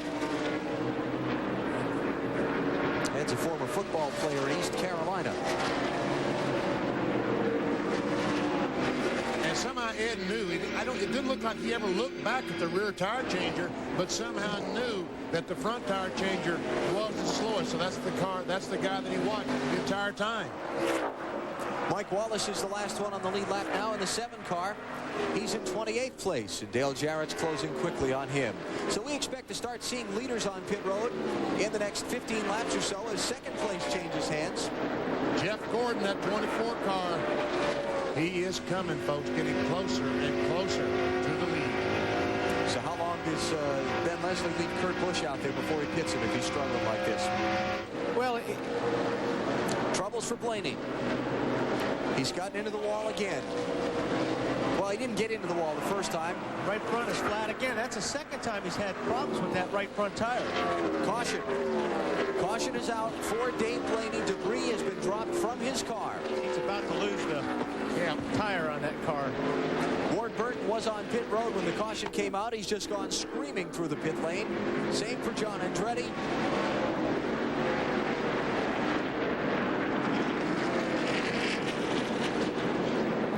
Had just come onto the pit lane, and as a lead lap car, he did not want to get caught. Did the smart thing. Stepped on the gas and got on through before the pace car got out in front of the leader. Now all they have to do is the penalty for that is tail end of the long. Okay, everything's cool. We're still in the lead lap. Just get caught up here, and we'll put 4 on, okay? Which is better than being a lap down. Exactly. Well worth it. So that's a well-timed caution. Everybody is very happy right now because they all know they're going to get fresh tires. Everybody except Blaney. That's twice now we've seen as we got late in a long green flag run, he had the right front go down. So that is pretty strange. Just running it right off the car. I'm not sure exactly what's causing that problem, but obviously there is some type of problem for have 2 right front tires go flat. Well, we got a little bit of sun out. It's starting to come out. I think the 43 car is another car that has pitted under the green flag and has lost a lap. Jarrett, Gordon, Busch, Bobby Labonte, and Spencer, the top 5. Dave? From 27th to 1st now, Dale Jarrett brings the Ford in for 4 tires and another track bar adjustment. They've been taking it down just a little bit each time to help him with his loose condition coming off the corner, trying not to make him too tight in the center of the corner. Let's go up pit road now to Bill Weber. Bobby Labonte wants more forward bite. They're going to do it with a pound of air pressure in the left front tire, and they're also making a wedge adjustment. Watching the left side tires go on, we go to Marty. Kurt Busch is in the car, started terrific. He got looser the longer he ran, really loose in the last 10 or 15 laps. Quarter pound out of both rear tires for Kurt Busch to Matt Yoakum. Jeff Gordon was tight in every corner except off turn 2. He's already down and away, beating everybody off pit road. They went back to their original track bar adjustment. They felt like they over-adjusted in the last stop and made Gordon too tight.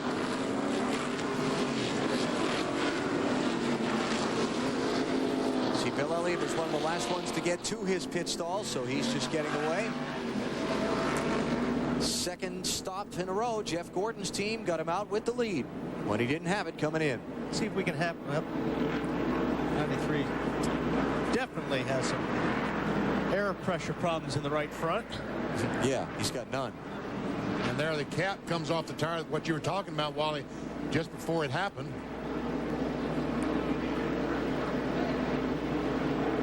Kevin Harvick watches all this, and he swiftly moves down to avoid that cap. Now he's going to pit road. Probably wouldn't hurt anything to hit it, but yeah. He said, I got to go to the pits anyway, so why not do that right now? So Blaney's back in 29th position, a lap down to race leader Jeff Gordon in the Mountain Dew Southern 500 at Darlington on TNT. Characters as they partner with NASCAR, 7 teams to swap paint and feature Looney Tunes characters in the Monte Carlo 400 Looney Tunes Challenge in Richmond next weekend. You'll have a chance to win a Chevy Monte Carlo or a trip to Hollywood and other great prizes. You must enter by September the 4th. To do so, just log on to Chevy.com or AOL keyword Monte Carlo. And good luck. You're not calling Wally not cartoon characters, are you? Just because I looked over at you while I was reading exactly, that? Yeah. Okay. Here's our Mountain Dew pit stop summary. Jeff Gordon getting the lead again. Bobby Labonte loses a spot. Busch loses 1. Spencer stays the same. Yeah, we were kind of talking about it during the break. Jeff Gordon has the best pit spot. And the guy that's on the pole gets to pick the first pit. Why would you think they'd pick the pit that Gordon's in? Kurt Busch. I don't know. I wondered about that when I first looked down and I saw they were in pit 8. I said, why are they not in pit 1? But there's Kurt Busch's pit. And that is not the first pit. You see, he's got to go around this island. There's a tunnel goes around the racetrack. And all the way down there is where the 24 car is pitted. And you've seen very clearly on the last 2 sets of pit stops that they dropped the jack on Gordon's car, and he only has to roll a few feet to get to that line. Well, this is the line where they timed him, but still, it's not a very long distance to get down to that line. But Gordon's got the advantage, and he's used it to his advantage twice. On the last 2 sets of pit stops, Gordon has come out with the lead. The restart when we come back. Since 1950, Labor Day weekend has meant Darlington, South Carolina in the NASCAR world, and we are at the 52nd Mountain Dew Southern 500, keeping the tradition alive once more. Tough old racetrack, the toughest on the circuit, oddly shaped because of a minnow pond. You see right at the top right of the screen. Didn't want to get in the way of the pond, so they had to make one end of the racetrack narrower than the other when they built it, and boy, it's a handful for the drivers. Log on to NASCAR.com and play the AutoTrader.com Move of the Race sweepstakes for your chance to win a $25,000 shopping spree on AutoTrader.com and other great prizes. To pit road, Matt Yoakum.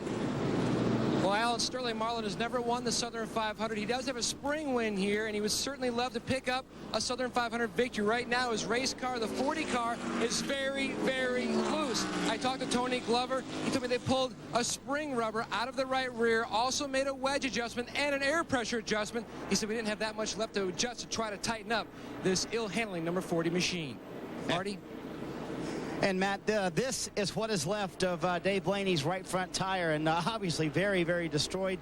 I asked Doug Randolph, the crew chief, is anything possibly rubbing against the tire? He said, no, that's not it. So what they did on this next stop is they went way up on air pressure. They're concerned that maybe they were too low on air pressure on those first 2 runs, but clearly 2 damaged right front tires have cost a very fast race car a chance of winning this race. Getting ready to go to green on the racetrack, guys. Green flag, 30th spot, 1 lap down.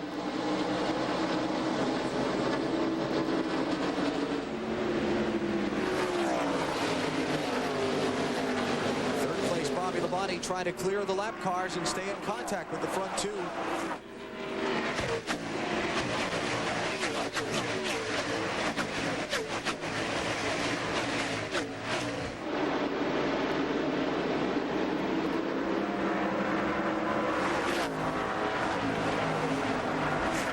Oh, Kurt Busch almost got the wall off turn 2 that time. Todd Bodine has turned his car into the garage. We'll get a report there in a moment as to what's wrong on the Kmart car. It's Gordon Jarrett, Bobby Labonte, Kurt Busch, and Jimmy Spencer, the top 5. Then Kevin Harvick, Sterling Marlin, Jeremy Mayfield, Tony Stewart, and Robert Presley. The rest of the top 10, and Stewart trying to get 9th spot away from Presley in traffic. And he's been able to do that as a 20 car. Tony Stewart goes by as well, and they are 3 wide going down to turn 1. This is not going to work. Not very pretty. Kenny Schrader wisely backs off. Wiser heads prevailed. Schrader is on the lead lap. He's in this mix for position here. 11th spot Kenny's in right now. And here comes Kenny Wallace at Pennzoil #1 car. Remember in relief drive for Steve Park. Schrader's 11th, Kenseth in the 17 is 12th, Wallace in the 1 is 13th. Maybe not for long. Give him another spot.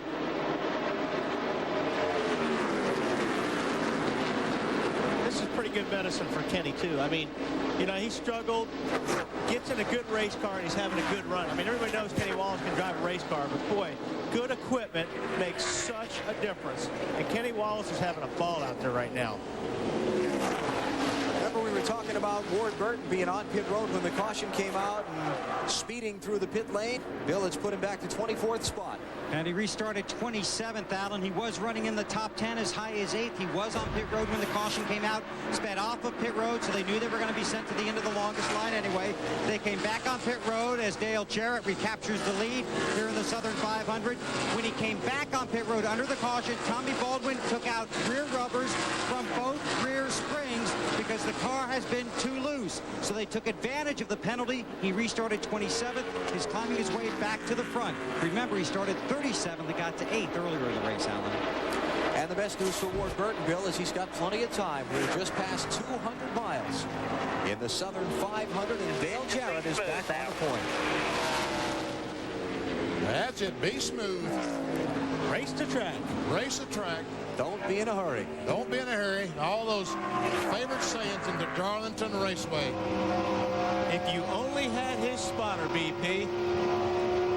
Oh, Bob would have made us all heroes, wouldn't he? Used to have a scoreboard right about there where Jarrett and Gordon's cars are, where that Darlington sign was in the center of the turn. Did you ever notice that when you went by and get depressed looking at the lap count? Just every time you went by. Just every lap. The scoreboard's now in a pylon, a tower in the center of the infield, but they used to have that one right in the center of the corner. And I always used to think how miserable that must have made the drivers, because this is a long race. It's 367 laps at Darlington. And every time you sailed into that corner and looked up and saw that number at 152 now, and it probably feels like you've been out there forever if you're behind the wheel. Yep, Rockingham had the same thing. Still does in 3 and 4. The drivers can see it. Speeds at the line. Kevin Harvick with the second fastest time that lap.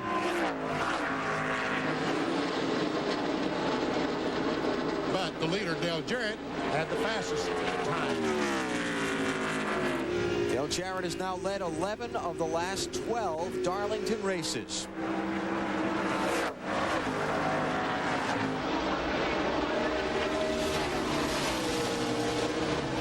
And the two guys in the lead are two of the three who have really dominated action here at this racetrack. Between Dale Jarrett, Jeff Gordon, and Jeff Burton, they have won 10 of the last 12 events here.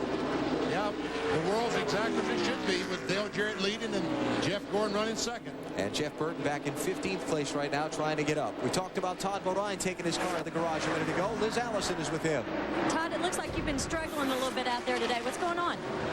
Well, we've been struggling all year here at Darlington. We were terrible in the spring, and we were terrible again today. And finally, a transmission on that last restart, third gear went out of it, and when we got the yellow, first and second went out of it, so we had to change the transmission. But the car is pretty bad. A blue light special, Kmart blue light special, we just missed it. I don't know what we're doing wrong.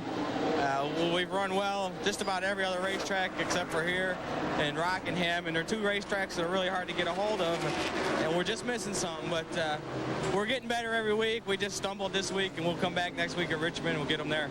Looks like you're still working on the car. You're going to try to get back out there? Yeah, we're actually going to change 4 shocks and 2 springs and the transmission, so we're going to actually use it a little bit as a test. We'll probably be 45, 50 laps down. We'll go out until there's 50 laps to go and then park it. All righty, there's a word from Todd. Alan? He talked about a test session. What he means is there's no chance for a good finish here. So what they're going to try to do is they're going to change the setup and go out and run and see if they can learn anything for when they come here the next time. Jeremy Mayfield by Tony Stewart to pick up 7th place. All that going on, though, some 8 seconds behind Dale Jarrett, who leads the Southern 500 at Darlington.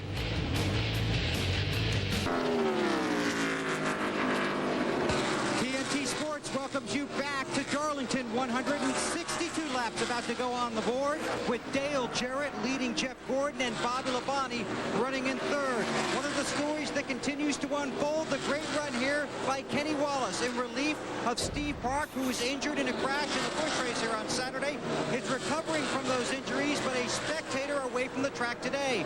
Wallace had to start 43rd. Currently we're running 12th on the racetrack, and on the last pit stop, they made a one-round adjustment in the wedge to tighten up his car. Kenny said the car is great. Kenny Wallace, not a regular this season in the Winston Cup Series, but trying to make a big impression here at Darlington this afternoon. Dave Burns. Bill, last week's win in Bristol for Tony Stewart was significant because he'd never won there before. That's the same case here in 5 starts, 0 victories for Stewart. But he thinks he can do it after a hectic week of appearances for his sponsors and all kinds of activity on the road. He came to Darlington to relax and to win. At the last pit stop, they tightened him up just a little bit. He was a tick free, according to Greg Zipadelli, his crew chief. Marty? Well, Dave, just like Tony Stewart, Dale Earnhardt Jr.'s never won here either, and he desperately wants to win here. In fact, he's never even finished in the top 10 here. His best finish is 11th. On the last run, he was in the top 10, but the car was extremely loose, especially at the end of the run. So when they came down pit road, they put a rubber in the right front. He lost a lot of spots on pit road, but now the car is much better, and he's working his way up through the field. Dale Earnhardt Jr. watches hands inside the race car.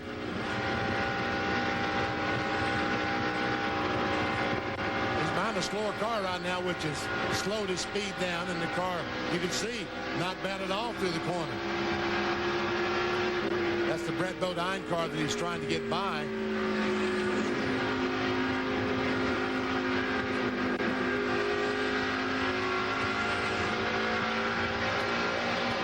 And still not able to get by. Bodine back in 35th place, some 2 laps down. Talking about Kenny Wallace up in 12th position. There we saw those hands about to go back to the right violently. That's trying to correct a loose condition. Grab your... Keep racing this track. I'll work with his spotter. We'll slap him after the race. This is crazy. Grab your prop there, VP. Talking about Kenny Wallace subbing for Steve Park, and we certainly hope Steve's doing better today. One of the most bizarre accidents that I've ever seen at a racetrack happening here yesterday, the one that injured Steve and left him in the hospital for observation and continued recovery from his injuries here yesterday. And talking with Ty Norris, who runs Dale Earnhardt Incorporated, the race teams last night, Benny, and we got a little clue into what happened to Steve yesterday. Well, Ty kind of started off in the right direction. So this morning I talked to Gary Nelson, Steve Peterson, and said speculation that the steering wheel came off on the 31 car yesterday in the Busch race. And they said, well, we can't be sure because Steve was unconscious when they got to the car, but somehow involuntarily he may have taken it off.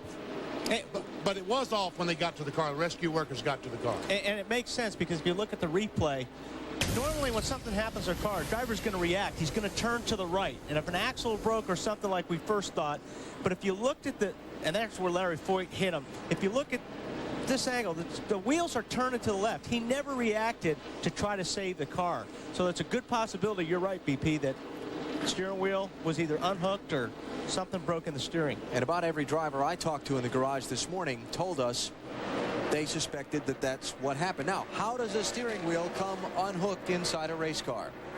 Well, here is the steering shaft. Here's the steering shaft and the hub the steering wheel bolts to. This goes on the steering shaft.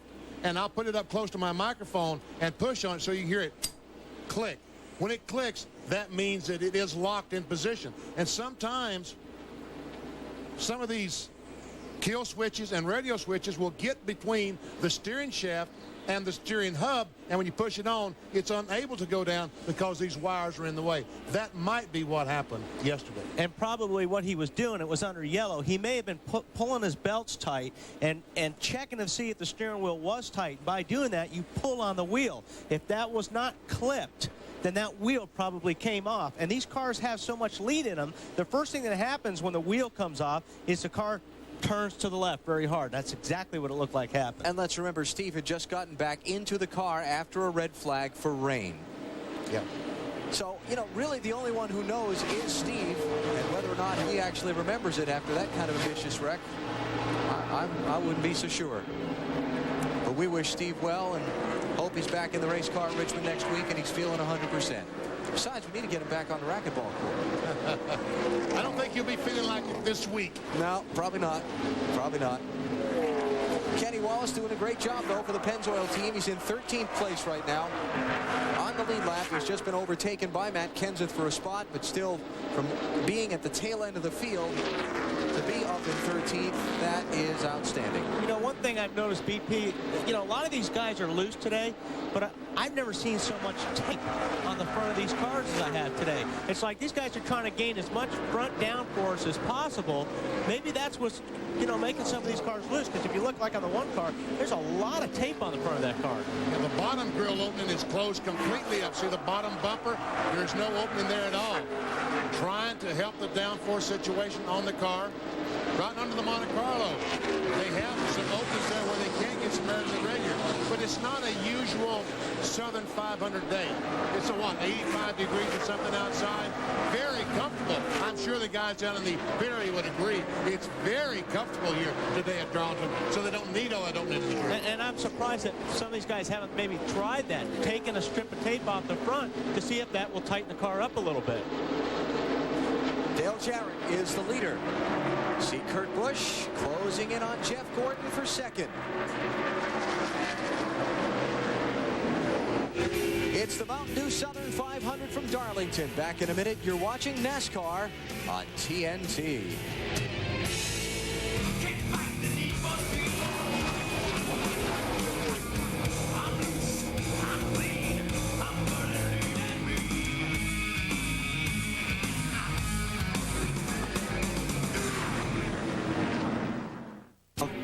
Top 4 spots in that race. It was kind of a wild finish. Had guys running into each other after the checkered flag, a little wrestling match in the garage.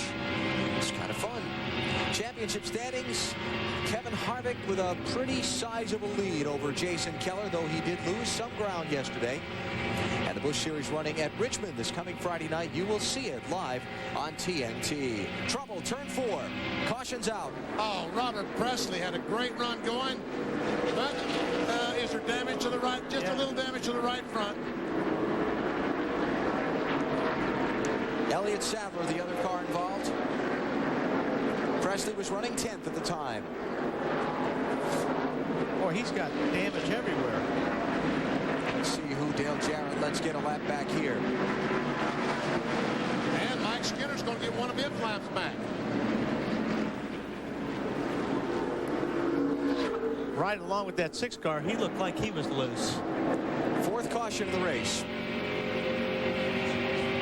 Another one of those conveniently timed things, too, that's going to bring everybody back to pit road just about when they were going to start to really hear a lot of whining out of that driver for a new set of tires. Rightfully so.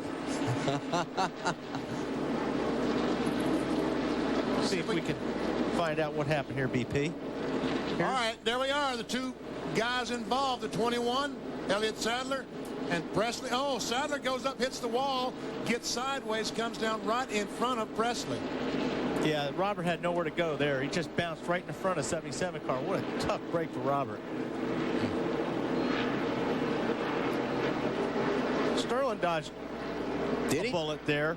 I mean, he just got into the 21. Actually got the 21 out of his way, but I don't think he's got too much damage to worry about. They're definitely going to have to fix that 77 fender, though.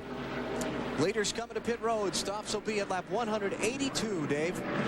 Dale Jarrett is in. The adjustment they did last time did not work. They're taking that out right now. They've already made the new adjustment, which is a round of wedge in the left rear to try to help him free the car up coming off of each corner here. Bill? Bobby Labonte fairly pleased with his car, but they are going to take a half pound of air pressure out of both rear tires. Working on the right side now, swing around to the left. It doesn't need all the fuel. They get an extra man to clear the windshield. We go to Marty. Kurt Busch is in the car, has been terrific, but on lap 175, he did brush the wall. He has a little bit of right front fender damage. They pulled that out. This will be a 4-tire stop and no changes to Matt Yoakum. Jeff Gordon keeps going back and forth between loose and tight, loose and tight. Now he is loose. He feels like, as he beats everybody off pit road, he feels like it's more due to the weather. So they made a half a round change on the the track bar. No air pressure adjustments for Gordon. Once again, Jeff Gordon's team gets him off pit road with the lead. And Brian Watzel, the guy closest to us, and Robbie Loomis, the guy on the other side, the crew chief, and the team manager, they did more book work right there than a team 20 years ago would do an entire race. Yep. It's not anymore. They leave a racetrack with 20 sheets of paper on what they did that week. Gordon's back out in front of the Mountain Dew Southern 500. Darlington Raceway hosting the 52nd running of the Mountain Dew Southern 500, NASCAR's oldest race, and one every driver wants to win. We're at the midway point of the event now. Next weekend, it's on to Richmond. Friday, Bud Pole qualifying and happy hour on CNN Sports Illustrated, followed by the NASCAR Busch Series race at 8 p.m. Eastern on TNT. Then next Saturday night, the Chevy Monte Carlo 400. Also on TNT, and we are ready for the restart. And here's Blaney's best chance right now to get his lap back. Boy, he got smoked on that deal.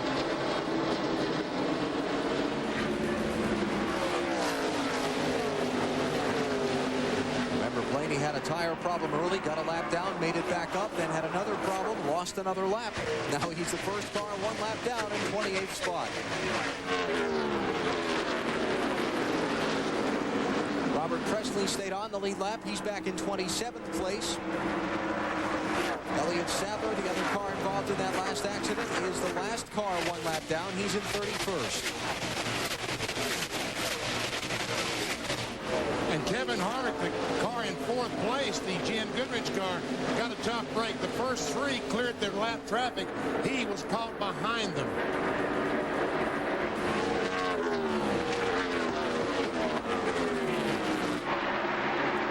Change. Jarrett by Gordon. Good job. Nice smooth racetrack. Where have we heard that before? Hey, Bob, change your tune. I'm something else. I think it's just a recording. Bob might be having lunch.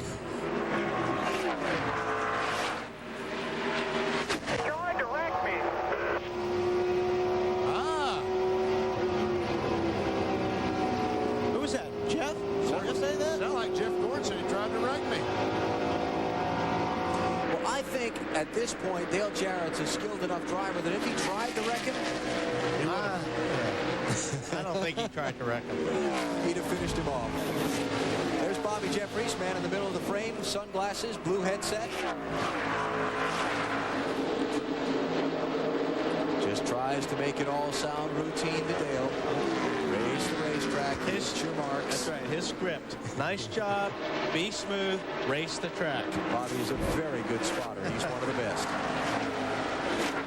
Nice and smooth, take care of them tires, bud. Let's see, let's replay that pass for the lead. DJ going in down the backstretch into turn 3. There you see, they go in the corner. I don't think that had anything to do with DJ. Wow. That's right. I don't think it did either. Pretty impressive, though. What Jeff said, I almost wrecked.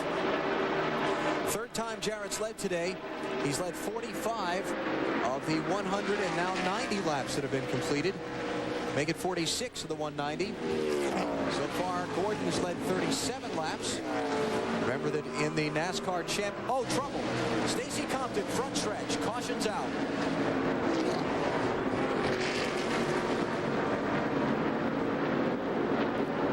Fifth yellow.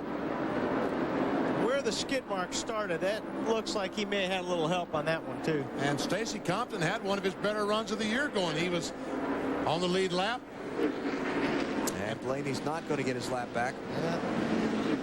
It started way back in turn 4. That's usually when somebody's on your bumper. And Stacy's got a lot of problems. Yes, he does. And air in the tires is one of them. Let's take a look at what happened that brought out the caution. Oh, there's Junior, about the same spot. Man. That's 2 he's gotten today in the same place on the track.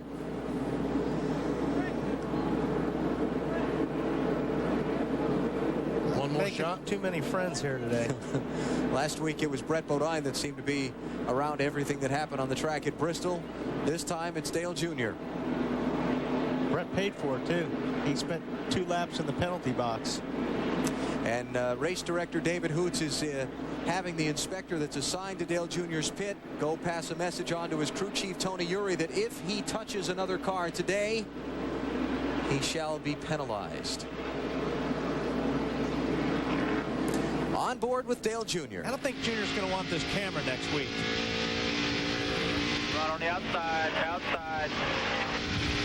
Keep coming. You're all clear, all clear. Caution's out, caution. Mark Martin just kind of squeezed off the front and saw that he was going out of harm's way, so back on the gas. Dale Jr. is into the pits. Most of the leaders have stayed out on the track. A lot of the guys that are in were toward the back half of the lead lap.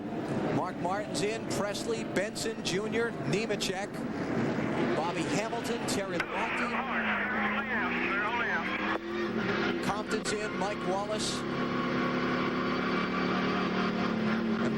The Buckshot Jones car is in. During the last caution, there was a driver change made in that machine. Jason Leffler was strapped in to the Georgia Pacific car, and Buckshot Jones has gotten out. Let's take a commercial break while we're under the yellow flag. Dale Jarrett is the leader of the Mountain Dew Southern 500 on TNT.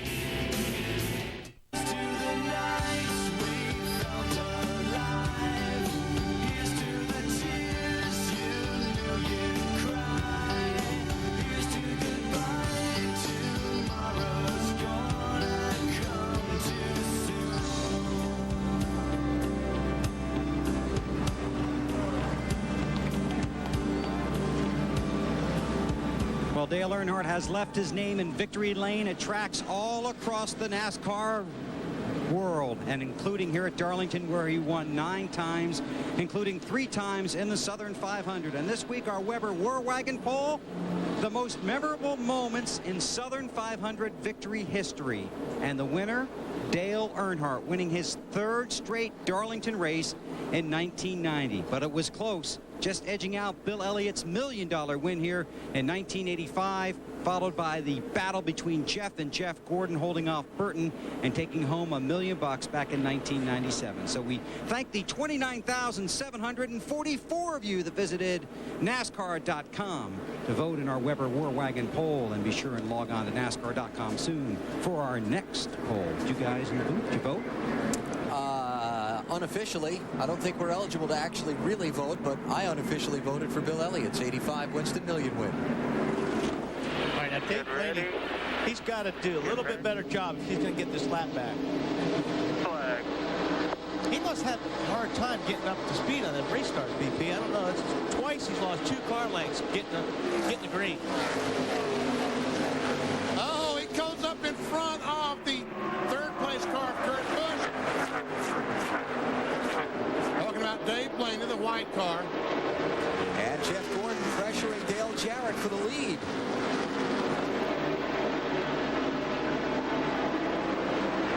Rusty Wallace going to try and get one of his 2 laps back. Wallace lost a couple of laps earlier in the race. He's in 31st place. He now separates the top 2. Let's go to pit road, Dave Burns. And standing by with Todd Parrott. Todd just started doing something here on his wagon. He's got some notes to go to here. We'll see if we can get him right now. Todd's going to step down. Appreciate that very much. Todd, heard DJ talking about some stuff. He's got a little upset stomach. Is that right? Yeah, he I guess got so excited running out front there, just got a little wheezy or whatever. But it's a hot day, muggy inside there, and the guys are doing all they can do, and we got a great race car. You also wanted to say hey to Steve Park, eh? Yeah, I got a little message for him, and I think if he's watching, he'll know what that means.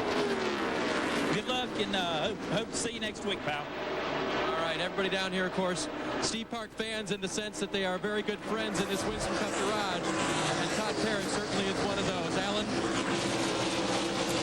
Dale Jarrett has just been shuffled back to 3rd place, and we'll keep an eye on his health condition. Exactly. So Rusty Wallace is out in front of Jeff Gordon now, and he is on the tail end of 2 laps down. If he can get a caution, he can get one of his laps back and come back around and try it again. And look at the distance that Rusty Wallace has already put on Jeff Gordon. But he needs to stay in front of the 24 car. So I think right now that the 2 car is running a little bit harder than he really wants to, just to stay out front and try desperately to get one of his laps back. Stacy Compton took his car to the garage after being involved in that last caution, and Liz is with him. Stacy, we're glad you're okay. What happened out there, buddy? Well, I'll tell you what, I hated Kodiak Mellon Dodge was pretty good. Probably the best car we've had here. Had a great run going, and it's 42 cars you can race with, and there's one you can't. And just wasn't meant to be. Won't our day. I couldn't tell what happened. Had a little help from behind, but I guess that's racing. Very disappointed, Stacy Compton. Alan? That ain't racing. I mean, racing is catching a guy and passing him clean, not turning him.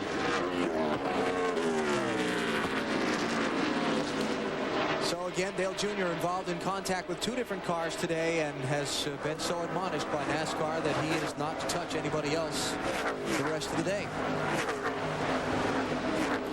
Rusty Wallace has left. Jeff Gordon. And Jeff Gordon's doing a pretty good job leaving Kurt Busch. Well, I shouldn't say that. He's only 0.7 of a second in front of him. Now, there's a 2 car coming and pit there. He put new tires on right at there at the during that caution, so he's probably got a little bit fresher tires than Jeff. And believe me, 2 or 3 laps makes a difference here. And that's clear evidence of exactly what you're talking about. Only 2 or 3 laps on their tires, but Rusty Wallace puts on 4 stickers, and you can see how much better his car is working than the cars that did not stop. Dropping back to some of the guys who did take tires that are on the lead lap under that caution. Joe Nemechek is the farthest up of them. He's in 15th spot. Dale Jr. and Johnny Benson in 16th and 17th, kind of mixing it up. They also took tires under that caution. And the 21 cars hit the wall up in turns 3 and 4.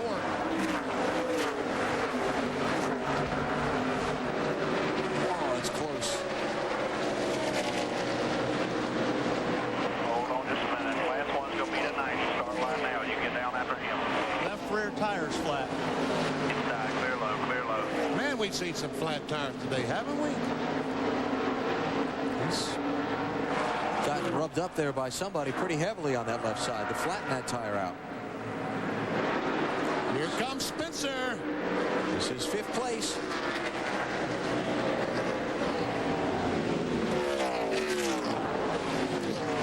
Mr. Excitement moving farther forward. Spencer started back in 15th. He's into the top 5 now. 204 of 367 laps complete in the Southern 500. Somebody's waiting for you.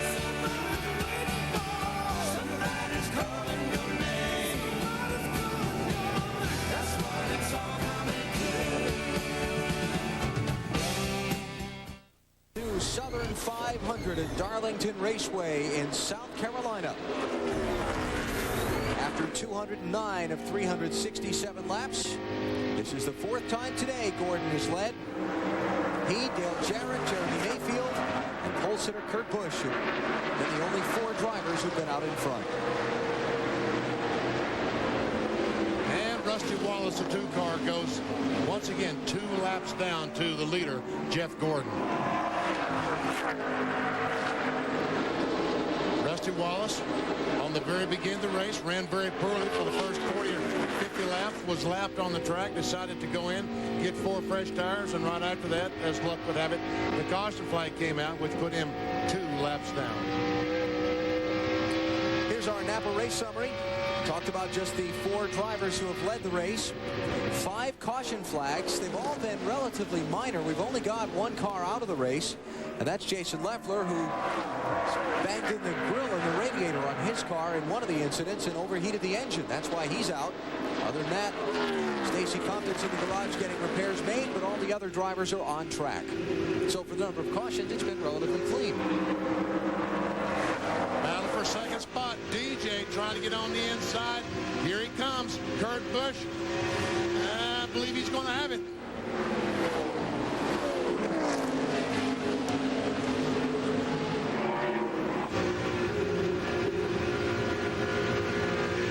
Talking about DJ not feeling well. Todd Barrett mentioned that just a moment ago.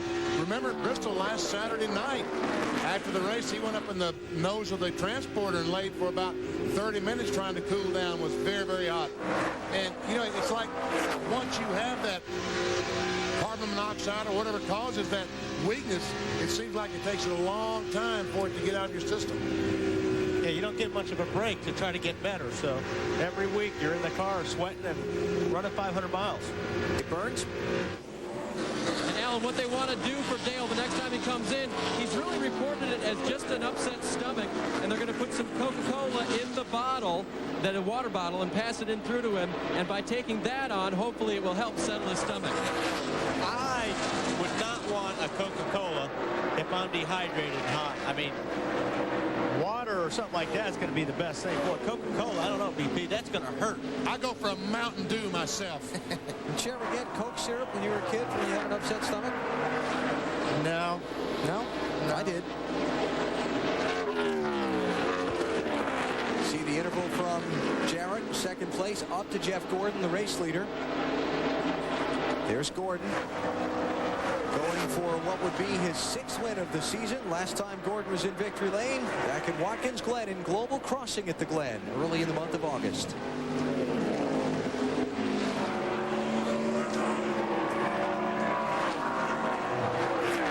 Talking about Dale Jarrett and getting hot inside the race car and so on. We had a pretty good laugh yesterday during happy hour, the story you were telling us, BP. 1983, Bobby Allison. It was very, very warm that day, over 90 degrees. He got hot in the old Buick leading the race. So Gary Nelson, his crew chief, jumps up on a pit stop with an air chisel and cuts a hole in the roof of the car and pried it up so that it acted as a scoop and blew the air right on top of Allison. Worked, he won the race. And we all came to the conclusion that Gary Nelson, as the Winston Cup director, would never allow that to happen. He'd throw you out of here. If some crew chief did that today, he'd throw you out of here.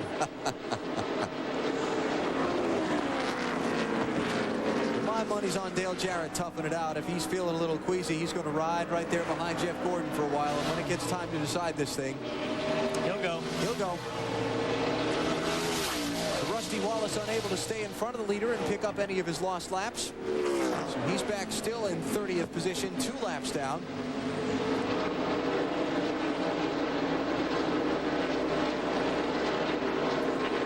And then for behind Jarrett, he's got about 2 seconds.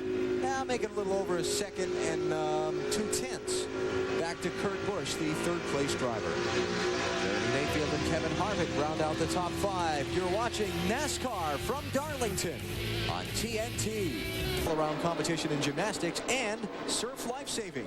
It's the Goodwill Games from Brisbane, Australia, tonight, 9 p.m. Eastern on TNT. We've just crossed the 300-mile mark of the Mountain Dew Southern 500, and let's take you through the field. We'll start with Jeff Gordon's story and Matt Yoakum. Jeff Gordon trying for his 5th Southern 500 victory. We told you earlier, he's gone back and forth between being loose and tight. He was very loose until the last stop. They made a wedge adjustment on the left side. Now his car is just a little bit loose up off the corners. Dave.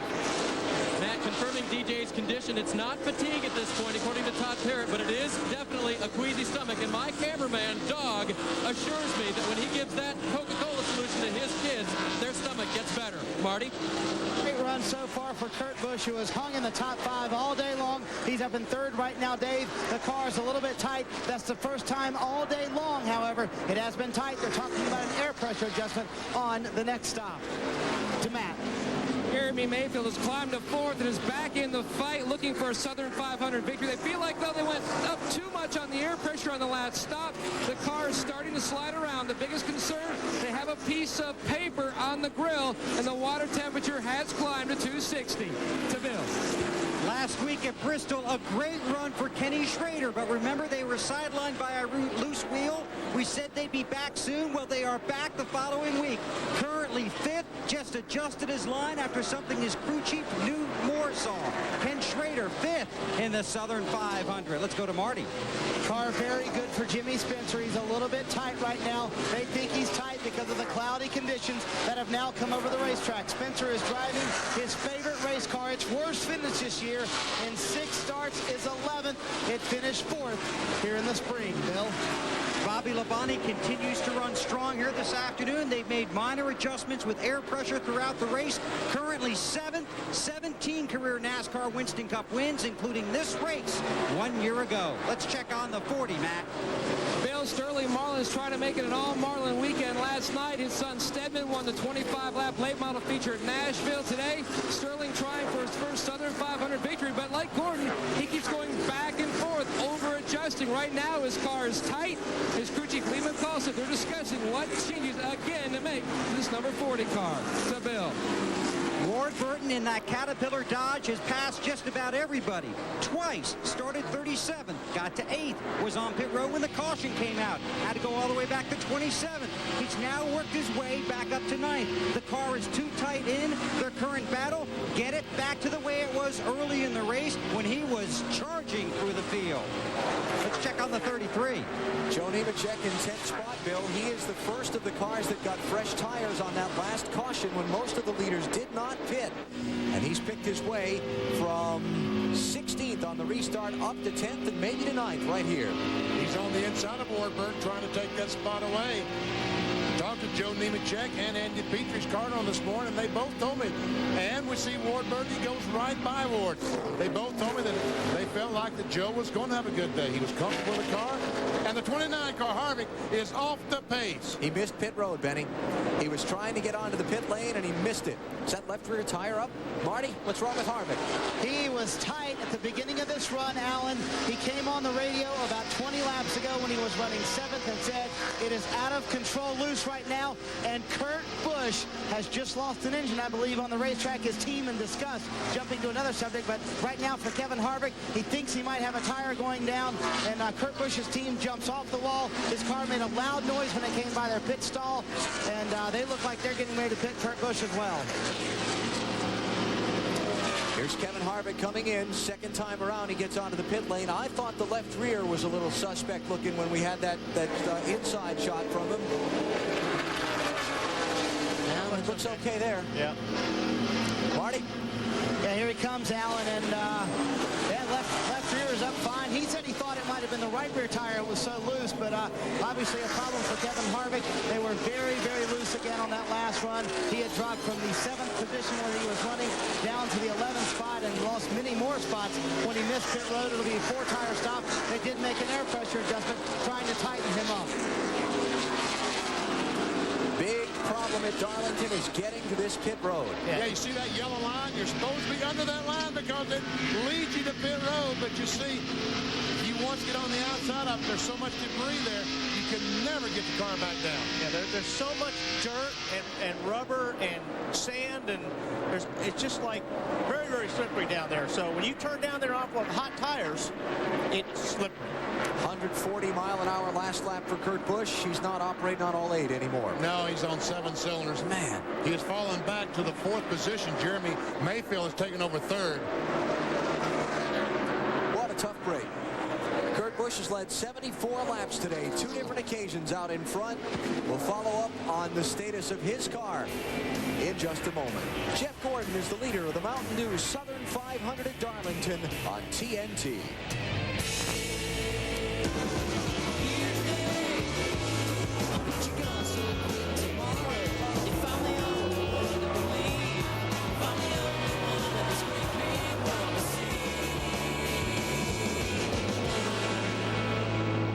Jeff Gordon is the leader of the Mountain Dew Southern 500 at Darlington Raceway with 128 laps to go in the event. Kurt Busch, we will focus on here for a moment, was running in the lead for 74 laps today. Had fallen back off the pace with some problems, came back up to speed, and then had another problem. This was the second of the 2 trouble spots. Man, that car just took off. He hit that wall awfully hard that time. One more look as Kurt Busch goes in the corner, and there he comes. Right at you. Now, what was the first problem and how did it fix itself, Marty? Well, a wild few laps for Kurt Busch. This has been less of the crew chief. What was the first problem, and then what happened the second time? Well, I think we had an AC box short out on us, and it drained the battery down and started ignition. Yes. And then we shut everything off. I think I might have got the brakes hot real quick because we shut the brake fans off, and he just scrubbed the vents. We was in a fuel window anyway. As long as it stays green, it's not going to affect us, really. One problem led to another, and he only lost one spot when he shut off the AC inside the car. But a lot of problems for Kurt Busch, who had just done an outstanding job of being patient today, keeping the car up front and not getting into trouble.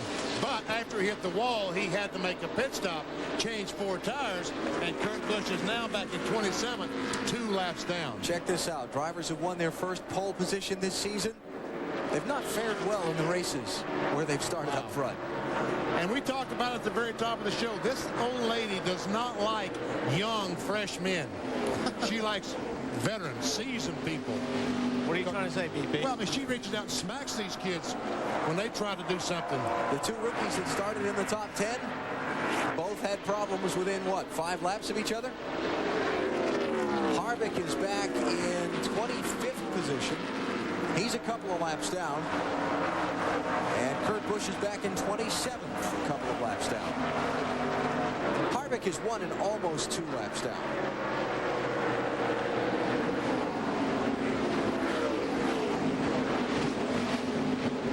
Jeff Gordon's interval over Dale Jarrett has really been growing. It's up to 3.4 seconds. Dave Burns, what's going on with DJ? Well, DJ himself may be overcoming his physical problems, but the car is starting to have problems now. He radioed in and said to Todd Parrott, his crew chief, I've got a heck of a vibration. Todd asked him to check his gauges, to check the motor. DJ said, no, I think it's in the rear end. And now they pinpointed it toward the right rear. He doesn't think he has a tire going down, but they're keeping a very close eye on it right now. Remember at Michigan, DJ called in and said, really feels going down or what? He called in Michigan and said, I think I have a... Can't tell it if it is, Todd. Has he got in the wall anywhere, Bob? He one time over off a 2, but I'm not sure. I don't think no scratches or nothing. I can't get a good view of it down this straightaway. Where you up against the wall here so close. Michigan, DJ Call said, I think I have a flat tire, but they wanted to run 5 more laps to get to a window to where they could finish the race by stopping. He ran about 2 laps and hit the wall up in 3 and 4, if you remember that. And finished 37th in that race. Distance growing from Gordon back to Jarrett. Up to 4.2 seconds. How about Kenny Schrader? Goes by Jeremy. Jeremy's going to make a pit stop. Is he too fast? He's not going to make it. Is he going to make it? Oh, he made it. Come on. 4,300. So Mayfield gives up 3rd spot to Schrader and then comes into pit road. See the right side of his car scraped and Darlington striped up from a little encounter with the old lady's walls earlier. And we go to Matt Yoakum to cover the Mayfield pit stop. We told you earlier, Jeremy Mayfield going back and forth like a number of teams between tight and loose. He likes the way the car is handling now. We told you earlier that they were changing tire changers on the front. Billy Wilbur, since Rusty Wallace is more than 1 lap down, is over helping out his teammate. The 12 was Jeremy Mayfield. No adjustments on the 12 today. And Matt, the instruction was for Kevin Gilman, the rear tire changer, to take a quick look, and I quote from Todd Parrott, quick look while he changes the right rear tire. They're going to go ahead and take all 4 for DJ as they come around to the left side now, and still wondering if they've got a problem with that right rear or if changing the tire will just take care of it. Let's go up pit road to Bill. Ken Schrader is on pit road earlier than expected. He radioed in that he was out of gas, but he's able to coast to his stall, got it refired, got his tires, heads back out. Great run for Schrader. We go to Matt. No adjustments for Jeff Gordon, no air pressure or wedge. He says the car was a tick tight at the end of the run, but he was very happy. Green flag pit stops for all of the leaders with 119 laps to go. It will not be the last time we'll see them into the race if it goes green from here to the finish. Leaders now Joe Nemechek until he comes in for service. And that would be about right now. There he is. Oh, is he going to miss pit road? Yes, he got inside that yellow line. That's going to put the race for the lead in the hands of these two gentlemen, Bobby Labonte and Ward Burton, and Sterling Marlin, rather. Ricky Rudd, Ward Burton, Kenny Wallace on pit road now. Johnny Benson's been in. And let's go to Bill Weber. But I just had a conversation with car runner Andy Petrie a few laps ago about Nemechek's car. Good, getting better was the result of that conversation. This is just poor tires and fuel, more and more traffic on pit road.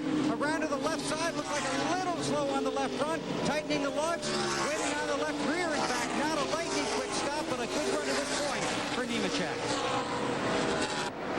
Bobby Labonte led a lap. Now he comes to pit road. That puts the lead in the hands of Sterling Marlin.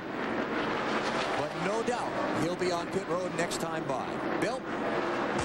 Well, Bobby Labonte had called in a few laps ago that I can't do anything with this car. It is just so loose, I can't even drive it. So the goal here will be to tighten him up, do it with air pressure. They clean the windshield, right side tires on, now gets the left, fuel going in.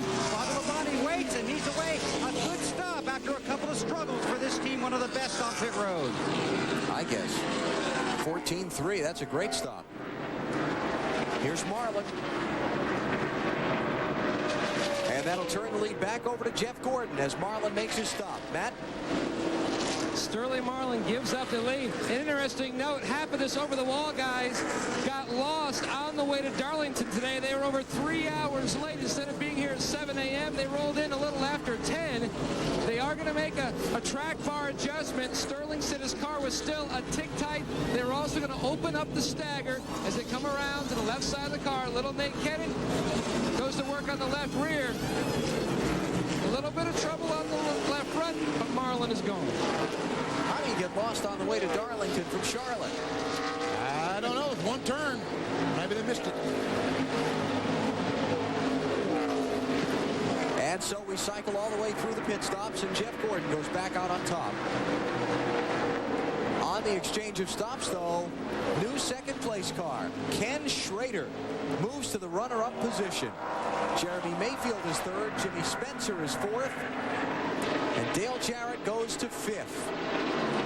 Then you've got Ward Burton, Kevin Harvick, Johnny Benson, Joe Nemechek, and Ricky Rudd are the top 10. 115 laps to go in the Mountain Dew Southern 500 at Darlington. You're watching NASCAR on TNT. Here the Mountain Dew Southern 500 at Darlington. After an exchange of green flag pit stops, he's up by 5.03 seconds on Ken Schrader. Let's take a look at NYPD Blue, weeknights at 6, starting Tuesday on TNT.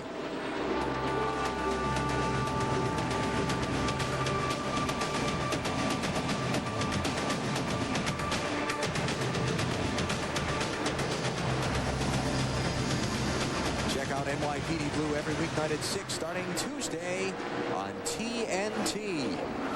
Old Jeff Burton is not making it easy for Jeff. No, he's Gordon. not.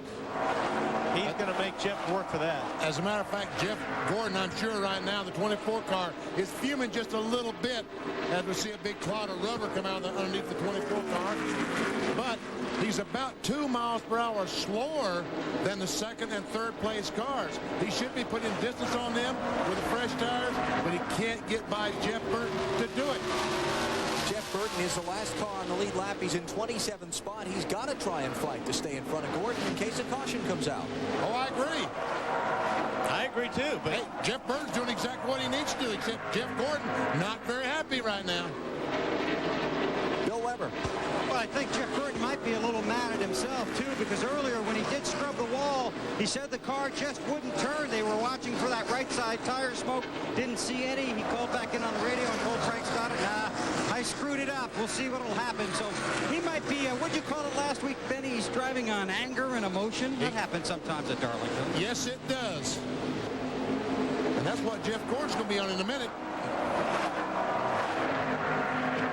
Jeff Burton yesterday in the NASCAR Busch Series race let Elton Sawyer get a lap back coming to a caution. Elton Sawyer was the one who almost beat Jeff Burton at the checkered flag. How much did you say the lead was on Kenny Schrader some lap? It was 5 seconds even a minute ago when we went to the commercial. And now it's under 4 seconds. So Gordon being held up by Burton, I think that's fair to say. He's going to back off and try to get him a run down the backstretch, I think. To the outside of Kurt Busch, who falls a lap down. There's the interval. Gordon back to Schrader, down to 3.2 seconds. They're basically using the same racetrack. They both have to slide up the racetrack. That's just what happens when you run your tires off. So it's really hard for the 24 to get by Jeff, because Jeff's really running pretty good. Although the 24 is a little bit quicker, it's hard to make that pass. All right, here he's going to try to get him a run.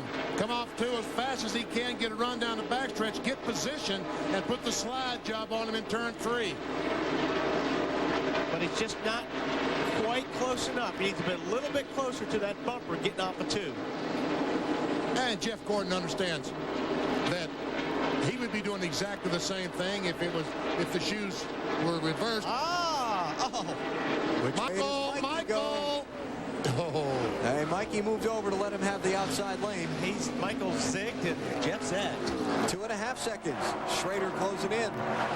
See the different paint scheme on Jeff Burton's car than normal. Jeff and his wife Kim are going to appear on the Jerry Lewis Labor Day telethon tomorrow via videotape. There's a thing at Duke Children's Hospital in Durham, North Carolina called the Jeff Burton Zone. He and Kim are active in raising money for research there, trying to support the kids' hospital. And their sponsor, Citgo, is a big supporter. Okay, BP, let's see if he can do it again. Looks like he's just kind of chosen this spot as the spot to get by. Down the backstretch, get a good run, and try to get underneath Jeff Burton. The way Jeff talked in happy hour yesterday, he was going to have a car and could get up and fight for the win. He's fighting hard just to stay on the lead lap right now. His car did look good in happy hour. Jeff Burton's car, I watched it. Their times were really good on old tires. That wall that he hit might have knocked some of the fight out of that 99 car. There's Schrader. Under 2 seconds. Oh, Dale Jarrett got the fastest lap that time by. How about Ken Schrader? His best finish so far this season was an 8th place run at Atlanta. His last top 5 2 years ago next weekend at Richmond. A 4th place run in September '98. Hey, Alan. Yes. I just want to say something I don't get to say this often late in the race. What? Ken Schrader, Ken Schrader, Ken Schrader, Ken Schrader. Yeah. Isn't it great? Yeah, remember, and they've gone through so much, too. They merged with the 10 team, then they had to move into a new shop, then they struggled, then they changed crew chiefs. They had a great run in the bad luck at Bristol, 13th here in the spring, and on a mission here in the Southern 500. What a run for these guys. Talked with Kenny, spent a little time with him in his motorhome on Friday before qualifying. He said that since the change of crew chiefs, he's really felt like the chemistry and the procedures at the shop and all that were all moving in the right direction. They just couldn't get a result to put in front of people like us and say, here, see, we're making progress. And this would make Newt Moore and that entire team. Oh, man, you talk about some happy people. Once again, Jeff Gordon is trying, and he finally gets by Jeff Burton, does Jeff Gordon. So Jeff Burton goes a lap down, the 26th place car. Now, it'll be pretty interesting to see what happens when the 36 gets up there, but I don't think that Jeff Burton is going to run the 36 as hard as Jeff Gordon, because he's already lost his lap. He's got nothing to gain by doing that. Dale Jarrett running in 4th position, 4.5 seconds behind all of this, and Dave Burns has an update on him for us. Alan, remember on the last pit stop we talked about rear tire changer Kevin Gilman going around to the right side when he took the tire off to check things out. He didn't find anything underneath that alerted him or alarmed him. What he did find, though, was that some of the lug nuts were loose. Now, what they've done is they've taken a look at this lug nut and decided that because the threads are still good on there, the lugs are still good. So the tire they put on and tightened the lug nuts on is good to go, and that's good news for Dale Jarrett. You know, another guy that I've been watching out of the corner of my eye here is Ricky Rudd. The 28 car is running pretty darn good now. He's up in the top 10, and he's running some pretty good times. That's Jarrett's teammate Rudd, who's back in 10th position. Looking back through the other cars. There comes Rudd. Joe Nemechek just in front of him. Would be who he's trying to overtake next for a spot. 98 laps to go in the Mountain Dew Southern 500 at Darlington. 400-mile mark in the Mountain Dew Southern 500. It's 52nd running at Darlington, South Carolina. Jeff Gordon is the leader. Half a second is all his advantage is over Ken Schrader. Oh! Did he just get the wall? Oh, no, if he didn't, he came very, very close. Talking about the 24 car. Mike Wallace, the 7 car. Another car that is on the lead lap, trying to stay there. Also the 93 car of Dave Blaney.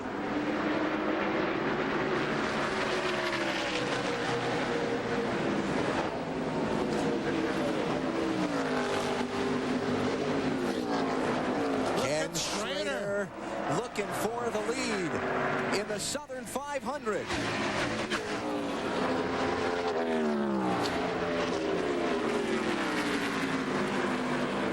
Last time Ken Schrader led a NASCAR Winston Cup race, he was out front for 2 laps at Talladega in mid-April.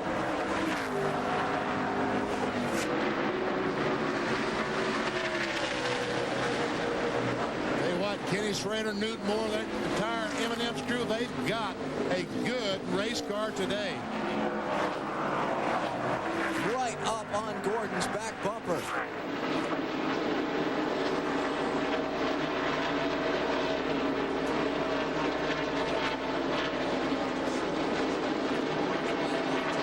An 88 car, DJ, is off the pace on the backstretch as we see the lead, the battle for the lead. Schrader is right there. He has the position. And the caution flag is out. Caution. Question is which one of them got there first.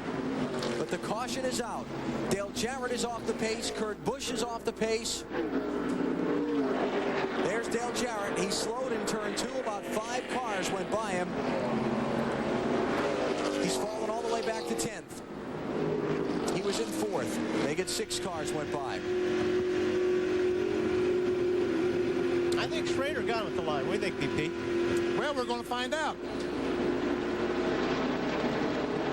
This was to the start-finish line for the caution. Oh. Gordon got him. Couple of feet. I tried Newt. All that work. All that work Schrader did. And the caution came out right when he made the bid for the lead. Huh. Well, he may have just... He didn't tame the lady today. No. He ran a good race. I was going to say he may have just finished it off the way that right front is angled out. Yeah, she smacked him right in the face today, didn't she? He's going to take it behind the wall. If he were to not continue in the race, he would finish 41st. Remember what we talked about earlier? Guys got their first career poles? 43rd, 42nd? Yeah. If he were to not finish. We'll follow Kurt Busch's repairs here shortly. First, we're going to have all the leaders on pit road. These stops will be with 87 laps to go. And that should be past the fuel range for anybody to make it on one more without stopping again. Not the tire range, but... Well, here. Dave Burns going to cover the Dale Jarrett pit stop for us. Dave, he slowed very suddenly before the caution. And he's having a continuing problem. Dale wondered if even the track bar might be broken. Todd Parrott, the crew chief, has tried to assure him that it's only the left rear, but now it looks like the right rear. They're really trying to decide what is exactly the problem. Bill Weber? You work for hours hoping you can have the perfect pit stop that can help you win the Southern 500. New Moore telling his crew, focus and execute. We can do it. It's 4 tires, no changes, fuel, and a drink for Schrader. Good stop for him. We go to Matt. Robbie Loomis just telling his driver, Jeff Gordon, to calm down. Don't let the incident with the 7 bother you. No adjustments on the 24. He's down. He beats the 12 of Jerry Mayfield off, who took a track bar adjustment because he was a little bit tight. To Marty. Jimmy Spitzer came in running 7th, Matt. They had a terrific stop. He brushed the wall back on lap 259. They have a little bit of a fender rub on the right rear. They pulled that out. Half a pound out of the left rear. The car was tight. Today, Burns. Still working on the left rear of Dale Jarrett. They put what they call a thread chaser on there to try to make sure the threads on the lugs were good. They're going to put the left tire back on and see if it will work, and they are going to the garage. They've decided it's something in the left rear hub. It is major for Dale Jarrett. The race off of pit road. Jeff Gordon. Kenny Wallace is behind the wall. That's too bad. Had a good run going today in that Pennzoil Chevy. And the window net's coming down. So Dale Jarrett to the garage. It's Gordon, Mayfield, Ward Burton, Ken Schrader, and Jimmy Spencer. The order they came off pit road. Tailgating. That's down inside the corner. They've been here since early this morning. They were lined up outside the gates waiting to come in and take their seats. Full house of 60,000 at Darlington Raceway to see NASCAR's oldest race. Troubles in the Southern 500 for Dale Jarrett, who Bill Weber looked like a threat to win this a little while ago. And an extremely strong car. They continue to work on the left wheel hub, putting on a new assembly. We'll lean in here. Dale, what happened to the car? I'm not sure. Something happened on the left rear. The wheel kept coming loose, and it's just creating a lot of problems, unfortunately. Had a great race car. Was really looking forward to getting to the end and see if we could race Jeff, but just wasn't to be our day. You feel okay? Yeah, I felt better, but I was going to be all right. Just a little under the weather. You have a good car at Darlington, you can overcome a lot. They continue to work on the left rear wheel. They've taken the hub off, putting on a new one. They'll try and tighten that and then make sure that's the problem and then send them back out. So that's the story from the garage where Dale Jarrett sits and loses more points to Jeff Gordon. Dave? Bill, Busch Series regular Kenny Wallace might have been watching this race from home, but his friend Steve Park was involved in the wreck in the Busch Series race. Kenny got the call, and Kenny, you've kind of been up and down today. What are your feelings right now? Well, you know, it's just a bummer, you know. We got up to 12th or 13th from start and last, and running the top 15 all day. It's just a shame. They got a hold of the radiator. Yep, that's it. They have a hole in the radiator. They're replacing it. Try to get him back out. We're back to green. Jeff Gordon, Jeremy Mayfield, Ward Burton, Ken Schrader, and Jimmy Spencer, the top 5 off pit lane, followed by Bobby Labonte, Johnny Benson, Ricky Rudd, Sterling Marlin, and Joni Nemechek. You know that problem with DJ in the left rear hub, that's very similar to what happened to the 02 car of Ryan Newman in yesterday's Busch Series race. The wheel was tied against the hub, but something inside the hub caused the wheel to loosen up. Spencer by Schrader. 4th place. Here comes Bobby Labonte and Johnny Benson. Schrader losing 3 spots in 1 set of corners. Yeah, Schrader spent a lot of money in that corner. Wow, Kenny's really going up the racetrack. I gave you the top 10. On the lead lap, there are a total of 21 cars. Tony Stewart's 11th. Dale Earnhardt Jr. 12th. Bobby Hamilton is 13th. Bill Elliott 14th. Matt Kenseth 15th.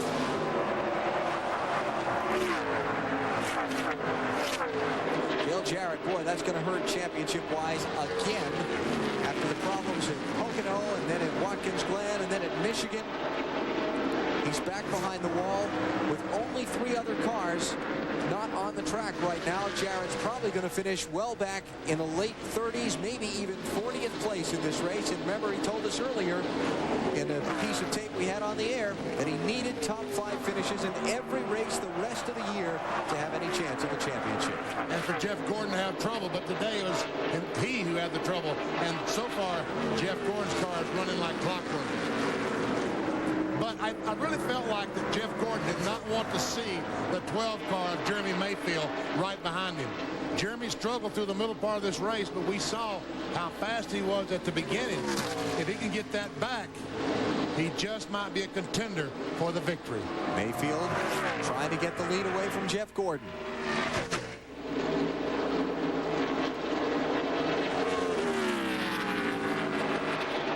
Jeremy Mayfield finished 3rd back here in March. He has a 2nd place finish here at Darlington. Feels like the track owes him a win. Of course, we all know this old lady doesn't owe anybody anything. You've got to take it from her.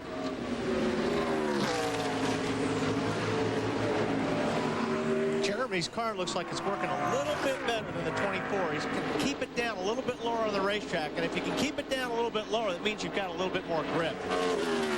77 laps to go. Does Gordon let him go here? Mayfield pressing that hard? So I don't know. That's a tough call. I don't. You know, right now he should. Here he comes.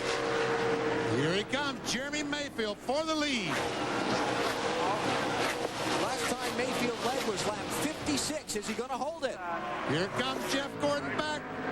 Well, Jeremy, it looked good for a while there. He's going to try it again. And by the way, he still hasn't led yet. Gordon led that last lap. Still there. Still there on the quarter. Still on the quarter. Clear high. Clear. That's Dale Cagle, Jeremy Mayfield spotter. So now, from lap 56 to lap 291. And you saw the 12 car slide up there like he was given a 24 slide job. But that's not really what happened. You have to let the car go. The car is going to slide up that racetrack. And Jeff smartly knew that, cracked the throttle, and gave Jeremy a little bit of room. They are pushing Steve Park's car that Kenny Wallace has been driving toward the garage. Dale Jarrett is getting ready to come back out. And there are 75 laps to go. There's Jarrett back on track. He's in 36th position, 12 laps down to leader Jeremy Mayfield. That might be a possibility for some rain on this racetrack. Well, from our perch here atop the tower, I don't see anything really impending closing in, but maybe we'll get a good look at the radar and find out. Kurt Busch behind the wall. Marty? He had an outstanding run going. What happened the first time to cause all those other problems? Roush cars usually excel at long distance races like this, the 500 here, the 600 at Charlotte. We had an alternator go down, the battery started giving out, and the car started missing. I had to shut off all my cool box, the radiator fan, the brake fan. Shut off the brake fan, now the brakes failed, we went into the fence. Knocked the tow out, we put tires on it, went back out. The tow out was off so bad that we blew right front, went into the fence again. So it was devastating. I knew we had a great run going. It was just a matter of something happening. It's too bad. I know you're disappointed, but is it hard at this point to have perspective and understand the great job you did today? We did really good. I was real proud of the guys. We gained some spots in the pits, got a chance to lead again. We had a good car. It just got a little tight with this cloud cover. And then, of course, the battery started going dead. So it's just too bad that we didn't get a chance to go towards the end. And I'm real frustrated with that. All right, he's going to go hop back in the car, make some more laps. Obviously, they had a great chance and a car that looked like it could win the race. Got a new player in this scenario for the lead. There's Jeremy Mayfield out front of Jeff Gordon, and here's Ward coming. You've been watching the last few laps? I have been watching. He has been gaining big time. Ward Burton started 37th. Remember, he was on pit road when a caution came out. He sped through the pit lane to stay on the lead lap, so he had to restart at the tail end of the field. He's worked his way all the way back up to third and closing. There's the interval from Mayfield to Ward Burton in real time. And he's fast. Fastest car on the track right now. Change for second. That's a wave by Bill Weber.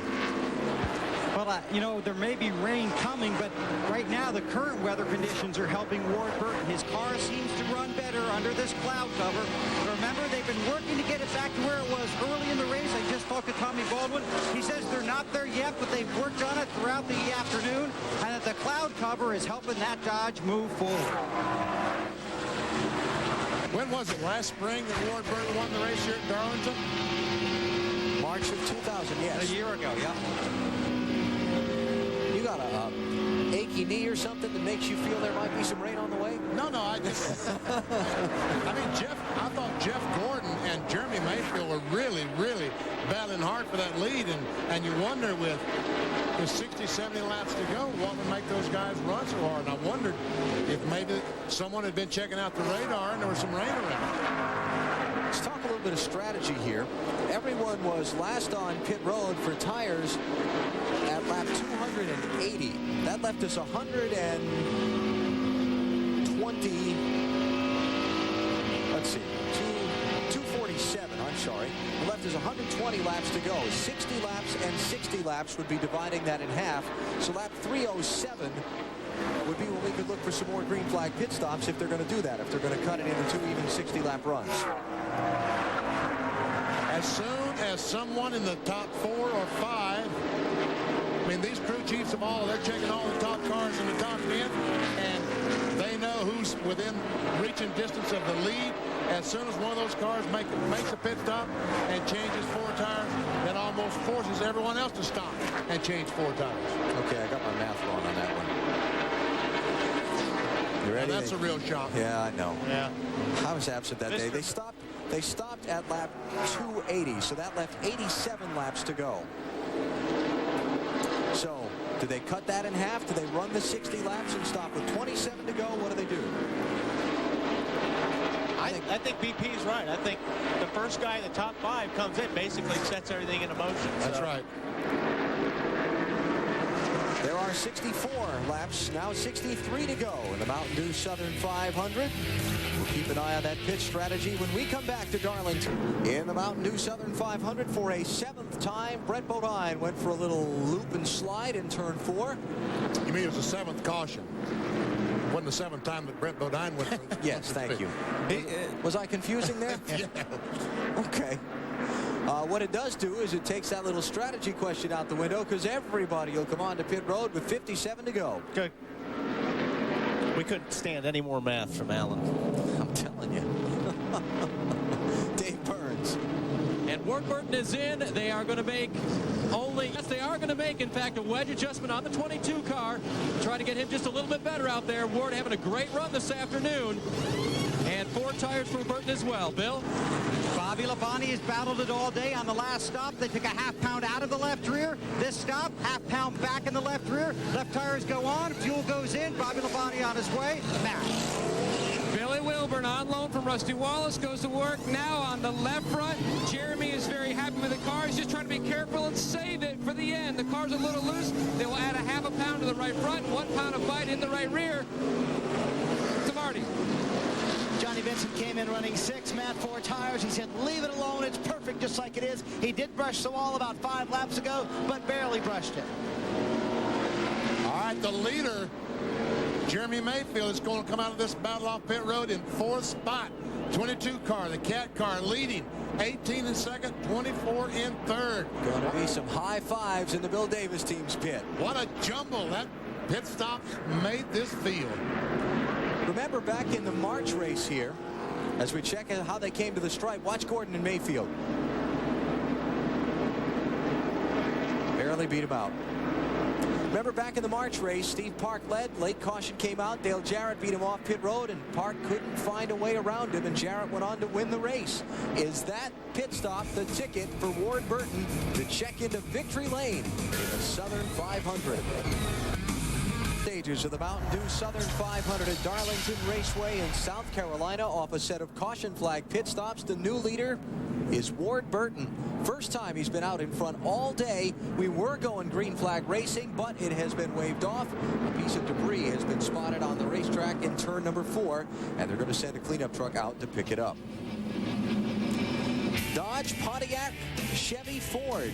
4 makes in the top 4 spots. Back to the restart in a minute. 20 minutes old, this system is building and moving this way. So it's a race to the green, to the checkers, and a race to beat the rain. Back to Alan. All right, Bill.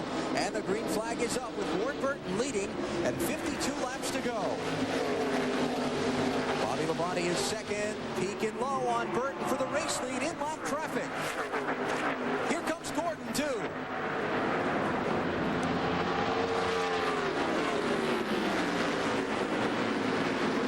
By Mayfield. Benson's trying Mayfield as Gordon goes to second. He may get the lead off turn 4. He's got the spot on him.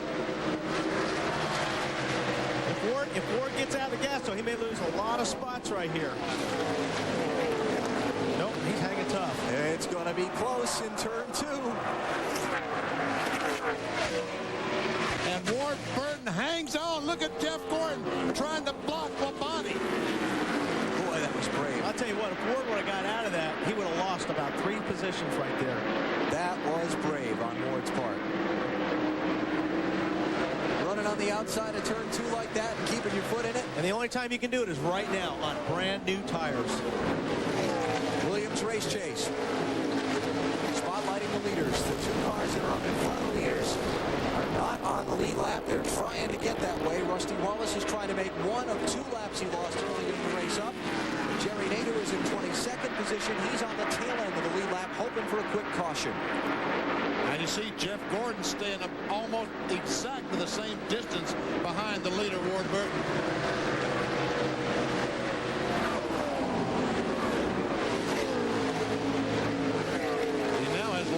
about a 1/10 of a second to Ward as the 18 and 12 start closing in on the 24. Labonte and Mayfield in 3rd and 4th, and Jimmy Spencer's 5th, Johnny Benson 6th, Sterling Marlin 7th, Joe Nemechek 8th, Ken Schrader 9th, and Tony Stewart is 10th. 21 cars on the lead lap in all.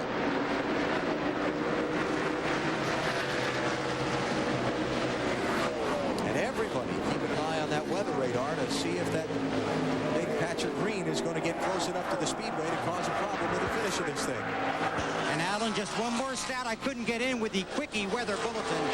4 of the last 9 Southern 500s have been rain-shortened events.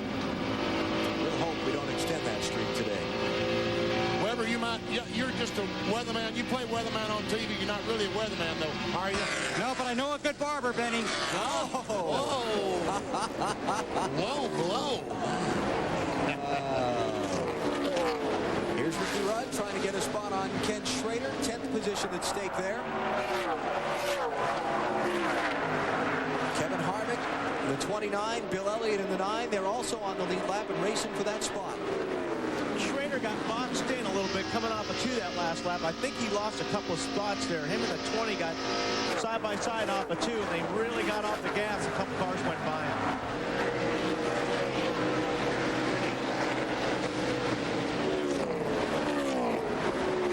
Jeff Burton is not on the lead lap. He's back in 24th place, 1 lap down in the 99 car. Harvey goes by Ricky Rudd, takes a spot away, moves him into the 11th spot.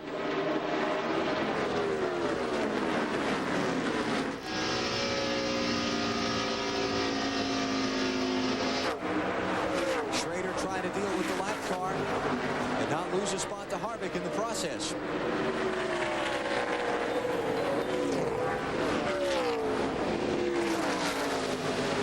And here comes Rudd.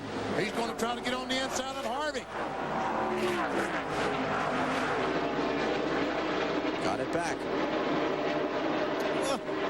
A lot of blocking going on the backstretch at Darlington. Bill Elliott.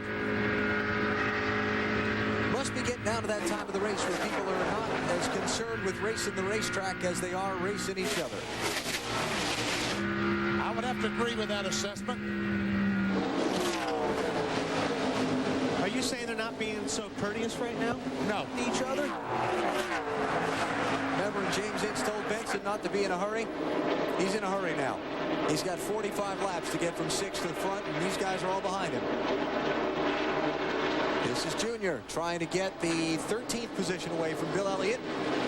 Jeremy Mayfield trying to get the 3rd spot away from Bobby Labonte. Matt Yoakum. Jeremy Mayfield lost 3 spots on that last round of pit stops, but the hit could have been much bigger. His right front tire was going down. The team didn't know it until they pressured it after it came off the race car. It had 18 pounds of air, had about a half-inch gash right in the middle. Peter Suspenzo, Mayfield's crew chief, said maybe today is our day. Maybe luck is finally going to be on our side here in Darlington.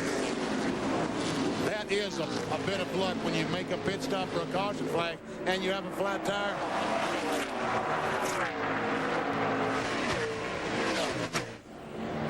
See, Labonte and Mayfield have got 1.3 seconds to make up before they can catch Ward Burton and Jeff Gordon, the top 2. And they've got some lap traffic in there